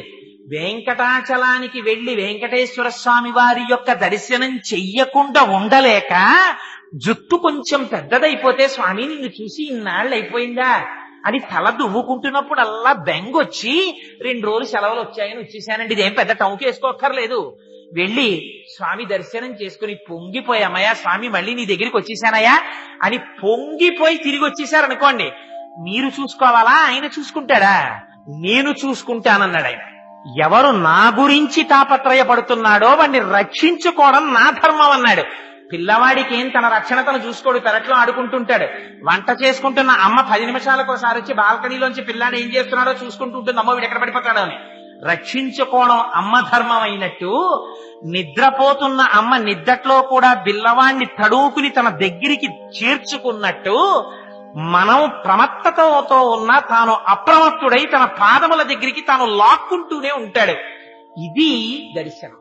అందుకని పుణ్యాపుణ్యములను లేకపోతే ఫలితాన్ని అపేక్షించకుండా కేవలం భగవత్ ప్రీతి కొరకు కర్మాచరణం అనేటటువంటి స్థాయిని మీకు ఇవ్వగలిగినటువంటిది వెంకటాద్రి. ఇప్పుడు ఏమైంది? మీరు చేసే పని చేత పాపమో పుణ్యమో మీకేమైనా వచ్చిందా? ఏది చేసినా మీ మనస్సు ఎప్పుడూ భగవంతుడి దగ్గరే ఉంది. కమలాక్షు నర్చించు కర్రములు కర్రములు శ్రీనాథు వర్ణించు జింహ జింహ, సురరక్షకుని చూచు చూట్కులు చూట్కులు శేషసాయికి మృక్కు శిరము శిరము, విష్ణు నాకర్ణించు వీనులు వీనులు మధువైరిద విలిన మనము మనము, భగవంతు వలగొను పదములు పదములు పురుషోత్తముని మీది బుద్ధి బుద్ధి, దేవదేవుని చింతించు దినము దినము, చక్రహస్తుని ప్రకటించు చదువు చదువు, కుంభినీదవు చెప్పెడి గురుడు గురుడు, తండ్రి హరిజేరుమని ఎడి తండ్రి తండ్రి అంటాడు ప్రహ్లాదుడు. హాయిగా కూర్చొని సంతోషంతో తెల్లవారేటప్పటికి తులసి దళాల్ని తీసి పరమానందంతో స్వామివారి పాదాల వంక చూస్తూ ఆ పాదాల మీద తులసి దళాలు వేసి మీరు మానసికంగా శిరస్సు ఉంచి ఆయన పాదముల మీద తలపెట్టి నమస్కారం చేసినప్పుడు ఆ తులసి వాసన మీ ముక్కుల్లోకి వచ్చేస్తుంటే మత్తెక్కిపోయినటువంటి హృదయం ఏదుందో దానికి లౌకికమైనటువంటి కోరికలు ఎందుకుంటాయి? మందార మకరంద మాధుర్యమున తేలు మధుపంబుబోవునే మదనములకు, నిర్మల మందాకిని వీచికలతో రాయంతగనునే తరంగిణులకు లలిత రసాల పల్లవ ఖాదియై చొక్కు కోయిల జనునే కుటజములకు పూర్ణేందు చంద్రికా స్ఫురిత చకోరక మరుగునే సాంద్రనీహారములకు అంబుజోదర దివ్య పాదారవింద చింతనామృత పాన విశేష మత చిత్త మీరీతి ఇతర విషయంబు చేరదేర్చు వినుత గుణశీల మాటలు వేయునేలా ఆ సర్వేశ్వరుడి పాదములలోంచి స్రవించేటటువంటి మందార మకరందాన్ని తాగడానికి అలవాటు పడి మత్తిక్కిపోయినటువంటి హృదయం ఏరొక విషయం నందు లగ్నం అవమంటే మాత్రం ఎలా లగ్నం అవుతుంది దానికి అలవాటు పడిపోయాక? అలా ప్రవర్తించేవాడు లేచినా పడుకున్నా ఏది చేసినా ఆ సర్వేశ్వరుణ్ణి తలుచుకుంటూ పొంగిపోవడానికి అలవాటు పడిపోయిన వాడికి పాపం అంటామంటే మాత్రం ఎక్కడంటుతుంది? అగ్నిహోత్రాన్ని చెద పట్టుకోగలదా? పట్టుకోలేనట్టు వేం పాపః కటతే, వాడికి పాపము లేదు పుణ్యము లేదు. ఎక్కడైనా ఉందా? పాపాన్ని కూడా కటతి తీసవతల పారేస్తుంది. ఇది వెంకటాద్రి. ఆ వెంకటాద్రిని దాటిన తరువాత అక్కడ ఒక్క చోట వెంకటేశ్వర స్వామి వారిని దర్శనం చేసేసి కిందకి దిగగానే పాపరాశి లోపల ప్రవేశించిందా? మళ్ళీ తప్పుడు ఆలోచనలు బయలుదేరాయా? గొరుగుచుందురు జుత్తు కొన్ని వందల సార్లు దాని పాపమేమో కానరాదు, అఖిల పాపములకు నిలయమైన మనసు గొరగడేమి మానవుండు అన్నాడు ఆధునిక కవి. అందుకని మారవలసింది ఏది మారాలి? ఒకసారి వెంకటేశ్వరుణ్ణి చూస్తే నివర్తయ మనోమత్త, మనస్సు మారాలి. అది మారకపోతే అందుకనంటారు శంకరాచార్యులు వారు, నరత్వం దేవత్వం నగమన మృగత్వం వశకత పశుత్వం కీటత్వం భవతు విహగత్వాని జననం సదాస్తత్పాదాబ్జ స్మరణ పరమానందలహరి విహారాసక్తం చేద్రూదయ విహకింతేన వపుష. ఆ భక్తిని పొంది వచ్చాడా? ఆ జ్ఞానము కలిగిందా? నారాయణాద్రి దగ్గరికి వెళ్ళేటప్పటికి భగవానుడు ఒక్కసారి జ్ఞానం ఇచ్చాడా? నీకెక్కడ కనపడ్డాడు భగవానుడు? కావ్యకంఠ గణపతి మునికి భగవంతుడు ఎక్కడ కనపడ్డాడు? నిన్నటి రోజున ఇంత అంకురంగా ఉండి ఇవాళ లేచేటప్పటికి అలా పైకి లేచినటువంటి గడ్డి పరక ఆకుపచ్చతనంలో భగవంతుణ్ణి దర్శించాడు. హాసి గడ్డి పరక, నిన్ననింత మొలకవా, ఇవాళ పొద్దున్నకి ఇంత గడ్డి పరకవా, సూర్యకిరణాలు పడేటప్పటికి లేత ఆకుపచ్చ రంగులో మెరుప, నీ మీద మంచు బిందువా, ప్రాతర్వేళల మంచు జిన్కుకు మీ జొంపంబైన లేబచ్చికల్ శ్వేతశ్రీ తిలకించుటెంత రహించన్ సర్వభూతంబులం శీతశ్రాంతి వడంకతాన చలయై చెల్వొందు భూదేవికిన్ సీతత్తు ప్రభుడిచ్చు వజ్రముల రాశింబోలె నల్వంకలన్నంటారు. చూడగలిగిన కన్నున్న వాడికి అంతటా పరమాత్మయే. ఆయన అంటాడు, తెల్లవారి లేస్తే కవి, చలికాలానికిట అందరూ గడగడగడగడ వణికిపోతున్నారట. వణికిపోతుంటే భూదేవి కూడా వణికిపోయింది అనుకోండి చలికి. అమ్మో చలేస్తోందని భూమి కూడా గడగడగడ వణికింది అనుకోండి, భూకంపం వస్తుంది. కంపనమే కదా చలంటే. మనం కంపించినట్టు కుక్క కంపించినట్టు కుక్క కూడా దారిగుట్టలో పడుకుంటుంది, పక్షులు గూట్లో పడుకుంటాయి. భూమి కూడా చలికి కంపించింది అనుకోండి, మన బ్రతుకులేమవుతాయి? అందుకనిట శీతత్వ ప్రభుడిచ్చు, ఆ శీతాకాలానికి అధిపతి అయిన పరమాత్మ ఉన్నాడే, ఆయన చూశాట, ఓహో నువ్వు మాత్రం వణకకుండా వీళ్ళందరినీ రక్షించడానికి నా భార్యవి కదా భూదేవివి, రక్షించడానికి నువ్వు వణకకుండా చలిని తట్టుకున్నావా? చూడు, నువ్వింత గొప్పగా తల్లివై బిడ్డల్ని కాపాడినందుకు నీకు ఏం వరమిస్తున్నానో తెలుసా? కానుకిస్తున్నాను, తీసుకో అని భూకాంతకి చుట్టూ వజ్రముల రాసులు పోసేసేట. ఏమిటిటా రాసులు? పచ్చగడ్ల మీద పడినటువంటి చిన్న చిన్న మంచునీటి బిందువులు సూర్యకిరణాలకి ప్రకాశిస్తే సీతత్తు ప్రభుడిచ్చు వజ్రముల రాశింబోలె నల్వంకలన్, భూకాంతకి పరమాత్మ ఇచ్చిన వజ్రాల రాసుల బహుమానాల్లా ఉన్నాయిట. చూడగలిగిన కన్నున్న వాడికి ఎక్కడ పరమాత్మ లేడు. నమచ్చోరాయిచ శిష్ప్యాయిచ భీన్యాయిచ సికప్యాయిచ ప్రవాహ్యాయిచ, అంతటా పరమాత్మయే. ఈ పరమాత్మ దర్శనం అలవాటైపోయింది అనుకోండి, వాడికి ఏమొస్తుంది? క్రేణుకు వస్తుంది. ఆనందం ఆనందం ఆనందం అర్ణవమైపోయి ఎక్కడ చూసినా ఆనందమే, ఎక్కడ చూసినా ఆనందమే. ఒక కాయ కోస్తే అందులో పురుగు కనపడింది అనుకోండి, ఆనందం. తులసీదాసు గారు ఎంత పొంగిపోయారండి, ఏమి భక్తి భావన. తులసీదాసు గారు రామాయణం రాసుకుంటున్నారు. హనుమ వచ్చి ఏం రాశావన్నారు? అశోకవనంలో పువ్వులన్నీ తెల్లగా పుష్పించున్నాయన్నారు, నీ మొహం ఎర్రగా ఉన్నాయన్నారు హనుమ. అంటే కాదు స్వామి, నేను మానసికంగా దర్శనం చేశాను, అశోకవనంలో చెట్లకి తెల్లటి పువ్వులు ఉన్నాయన్నారు తులసీదాస్ గారు. కాదు, పువ్వులన్నీ ఎరుపు అన్నారు హనుమ. అంటే నేనా సుందరకాండలో వెళ్లి చూసొచ్చిన వాడివి నువ్వా? నేను చెప్పినట్టు రాయి, పువ్వులు ఎరుపని మార్చన్నారు.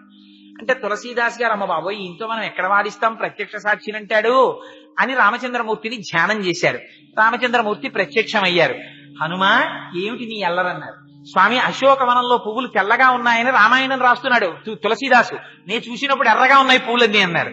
అంటే స్వామి అన్నారు, అలా అనకు, ఆ ఋతువులో అప్పుడు పూసిన పువ్వులు తెలిపే. నీకెందుకు ఎర్రగా కనపడ్డాయో తెలుసా? ఆ చెట్టు మీద కూర్చుని కిందకి చూసావు మీ అమ్మని. క్షితిక్షమా పుష్కర సన్నిభాక్షి యరక్షిత రఘవ లక్ష్మణాభ్యాం సరాక్షసీభి వికృతేక్షణాభి సంరక్షిత సంప్రతి వృక్షమూలే.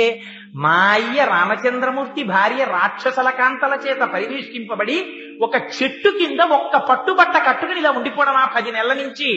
అది కోపంతో చూశావు. నీ కన్నులు ఎరిపెక్కి తెల్లటి పూలు ఎర్రగా నీ కనబడ్డాయి. హనుమ పువ్వులు తెలిపేలా రాయని అన్నాడు. ఇది పారవశ్యమైనటువంటి భక్తి ఉన్నవాడికి సర్వత్ర పరమాత్మ దర్శనమే. ఈ దర్శనం పొందుతున్న వాడికి రామకృష్ణ పరమహంస ఎంత పొంగిపోయారు. మేక అరుపులో, పసిపిల్లాడి ఏడుపులో, ఆవు గొంతెత్తి అంబా అని అరిస్తే అందులో అమ్మవారిని పిలిచినటువంటి ఆ భక్తి కనపడింది రామకృష్ణ పరమహంసకి. ఆఖరికి మహాభక్తులు ఎంత ఆశ్చర్యపోయారో తెలుసండి. భక్తి ఉన్నవాడికి పరమాత్మ దర్శనం అంటే, కబీరుదాసు గారు రహదారి మీద వెళ్ళిపోతున్నారు. ఒక స్త్రీ జొన్నలు తిప్పుతోంది. ఆయన స్పృహ తప్పి కింద పడిపోయారు. గురువు గారు వచ్చి నీళ్లు చల్లి పైకి లేపారు. ఎరానైనా అలా పడిపోయావు అన్నారు. ఆ తిరగలు చూసి పడిపోయానన్నాడు. అదేమిట్రా అలా పడిపోయావు, తిరగలు చూస్తే పడిపోవడం ఎందుకన్నారు. అంటే పరమాత్మ కూడా ఇలా కనపడనటువంటి హస్తంతో పట్టుకుని జీవులనబడేటటువంటి జొన్నల్ని తిరగలితో వేసి పుణ్యము పాపము అనే రెండింటి మధ్య పెట్టి గుండ చేసేస్తున్నాడు. ఇలా అయిపోతోంది కదా జీవితం అని బెంగ పెట్టుకు పడిపోయానన్నారు. గురువులెంత గొప్పవారో చూడండి. దర్శనం అంటే అలా ఉంటుంది. మహాత్ముల దర్శనం. ఓయ్ పిచ్చాడా, తిరగలిలో పడ్డ జొన్నలన్నీ పిండైపోతున్నాయి, కానీ ఏది తిప్పుతోందో దాని చుట్టూ చేరిన జొన్నలు మాత్రం పిండవట్లేదు, చూసుకో అన్నారు. అందుకని తిప్పేవాడి పాదాలు నువ్వొట్టుకున్నావా, వాడు నిన్ను రక్షించేస్తాడు. పాదాలట్టుకోనికి బెంగ ఎందుకన్నారు. అందుకని ఈ రక్షకత్వం, ఈ పరమాత్మతత్వం అంతటా కనపడిన వాడికి 7 కొండల మీద కనపడతాడా వెంకటేశ్వరుడు? ఇక్కడే కనపడతాడు, అక్కడా కనపడతాడు, ఎక్కడా కనపడతాడు. ఇది జ్ఞానాద్రి. అందుకని 7 కొండలు ఎక్కామంటే 7 కొండలలో వృషభాద్రితో మొదలుపెట్టి నారాయణాద్రి దగ్గరికి వెడితే ఈ జ్ఞానమును పొంది చిట్ట చివర శరీరం విడిచిపెట్టేసేటప్పుడు కూడా భయం లేకుండా శంకరాచార్యులు వారు నేర్పుతారు చచ్చిపోవడం ఎలాగో. యథాపుత్ర మిత్రాద యౌమత్సకాశి హృదాత్యస్య హాకీతృశీయోదశంతి తదా దేవ దేవేశ గౌరీశ శంభో నమస్తే శివాయో త్యజస్రం బ్రవాణి. ఎప్పుడు ఇక్కడ శ్రీనివాసుణ్ణే పెట్టుకోవడం మీకు అలవాటు అయిపోయింది అనుకోండి. చిట్ట చివర ఊపిరి ఆగిపోతున్నప్పుడు ఊపిరి తీసుకోవాలని శరీరం ప్రయత్నం చేస్తూ ఉంటే, అందుకోలేకపోతుంటే, ఒళ్ళంతా చెమట్లు పట్టేస్తుంటే బెంగ పెట్టేసుకుని నీళ్ల కోసం తడుముకుని భార్య కోసం తడుముకోకుండా ఆ సమయంలో తండ్రి వెళ్ళిపోతోంది శరీరం. అమ్మయ్యా ఇంకా నాకు బంధనం లేదు అని చిట్ట చివర కొడుకులు, కోడళ్ళు, కూతుళ్ళు, అల్లుళ్ళు చుట్టూ చేరి యథాపుత్ర మిత్రాద యోమత్సకాశి హృదాత్యస్య హాకీదృశీయోదశంతి. శరీరాన్ని కింద పెడుతుంటే మా నాన్నగారికి పరుపు మీద పడుకోవడం తప్ప కింద పడుకోవడం అలవాట్లేదు, కింద పడుకోపెట్టేస్తున్నారా అని ఏడుస్తుంటే, కొడుకు తెచ్చి తులసి తీర్థం పోస్తుంటే గుటక పడక పక్క నుంచి కారిపోతుంటే, భార్య ఏడుస్తుంటే అవి నా చెవిన పడకూడదు. నాకు చజస్రం బ్రవాణి, నా కళ్ళల్లో ఏం కనపడాలో తెలుసా? నేను ఆనంద నిలయాధీశుడై ఆ పీఠం మీద కూర్చుని నవ్వులు విరజిమ్ముతూ కటిహస్తాన్ని వరదహస్తాన్ని పట్టి నా పాదాలు నమ్ముకో నీకు సంసారం ఇక్కడ వరకే అని అభయమిచ్చినటువంటి స్వామి కన్నులలో మెరిసిపోతుండగా, స్వామి ఇంక నీ దర్శనానికి 7 కొండలకి రావక్కర్లేదు, నీలో నేను ఒకడనైపోతున్నాను. ఎంత అదృష్టం! ఇంక మనిద్దరికి ఎడబాటు లేదు, నువ్వే నేను, నేనే నువ్వు అంటూ అమ్మయ్యా అని చెమట ఒళ్ళంతా పట్టొచ్చిన వాడు బనీ నిప్పి అబ్బా అని విసిరి పారేసినట్టు, అమ్మయ్య ఈ బంధనం వదిలేసిందని శరీరాన్ని వదిలిపెట్టి పరమాత్మలో కలిసిపోయేటంతటి ఆనందంతో శరీరాన్ని వదులుతూ ఉన్నన్నాళ్ళు సర్వత్ర పరమాత్మని దర్శింపగలిగిన వాడెవడున్నాడో, సంచిత ఆగామి ప్రారబ్ధములు దూదికొండలో నిప్పురవ్వ పడితే కాలిపోయినట్టు వెంకటాద్రి మీద ఎక్కడం వల్ల పాపరాశి కాలిపోవడంతో నారాయణాద్రి చేత జ్ఞానం ఆవిర్భవించి నిలబడినవాడు వెంకటాచల మహాత్యమును పొందినవాడు. అందుకని ఆ వెంకటాచలానికి అంతటి మాహాత్యం ఉన్నది. రేపటి రోజున ఆ కొండ మీద ఉండేటటువంటి విశేషాలు, అక్కడ ఉండేటటువంటి తీర్థాల విశేషాలు, ఎందుకు ఏ ఏ తీర్థంలో ఏ స్నానం చేస్తారు, ఈ విషయాల్ని మీకు వివరణ చేస్తాను. అయితే వెంకటేశ్వరుడి అనుగ్రహం ఎలా వస్తుందో తెలుసా అండి? ప్రసాద రూపంలో వస్తుంది. అందుకే మీరు వెంకటాచలం వెడితే తప్పకుండా ఏది తీసుకుంటారు? ప్రసాదం తీసుకుంటారు. ఇంటికి తెచ్చి కూడా ప్రసాదం అందరికీ పెడతారు. ఇక్కడ వెంకటాచల వైభవం జరుగుతోందని పరమేశ్వరుడికి నివేదన చేయబడినటువంటి పరమ పవిత్రమైన ప్రసాదాన్ని బయట ఏర్పాటు చేశారు. ఇది సర్వేశ్వరుడు పులకించి మాకిచ్చిన అనుగ్రహం, ఇక్కడే మేము వెంకటాచలం ఎక్కేసినట్టు అని మనస్సులో స్మరించి ఆయన పాదాలకి నమస్కారం చేసుకుని తీసుకుని వెళ్లవలసినదిగా ప్రార్థన చేస్తూ మంగళాశాసన పరై మదాచార్య పురోగమై సర్వైశ్చ పూర్వైరాచార్యై సత్కృతాజాస్తు మంగళం. మంగళం కోసలేంద్రాయ మహనీయ గుణాత్మనే చక్రవర్తి తనూజాయ సర్వభౌమాయ మంగళం. ఉమాకాంతాయ కాంతాయ కామితార్థ ప్రదాయినే శ్రీగిరీశాయ దేవాయ మలినాథాయ మంగళం. కరచరణ కృతం వా కర్మ వాక్కాజం వా శ్రవణనైనజం వా మానసం వాపరాధం విహితమ విహితం వా సర్వమేత్యక్షమస్వ. శివ శివ కరుణాబ్ధే శ్రీ మహాదేవ శంభో. సర్వం శ్రీ ఉమామహేశ్వర పరబ్రహ్మార్పణమస్తు. స్వస్తి.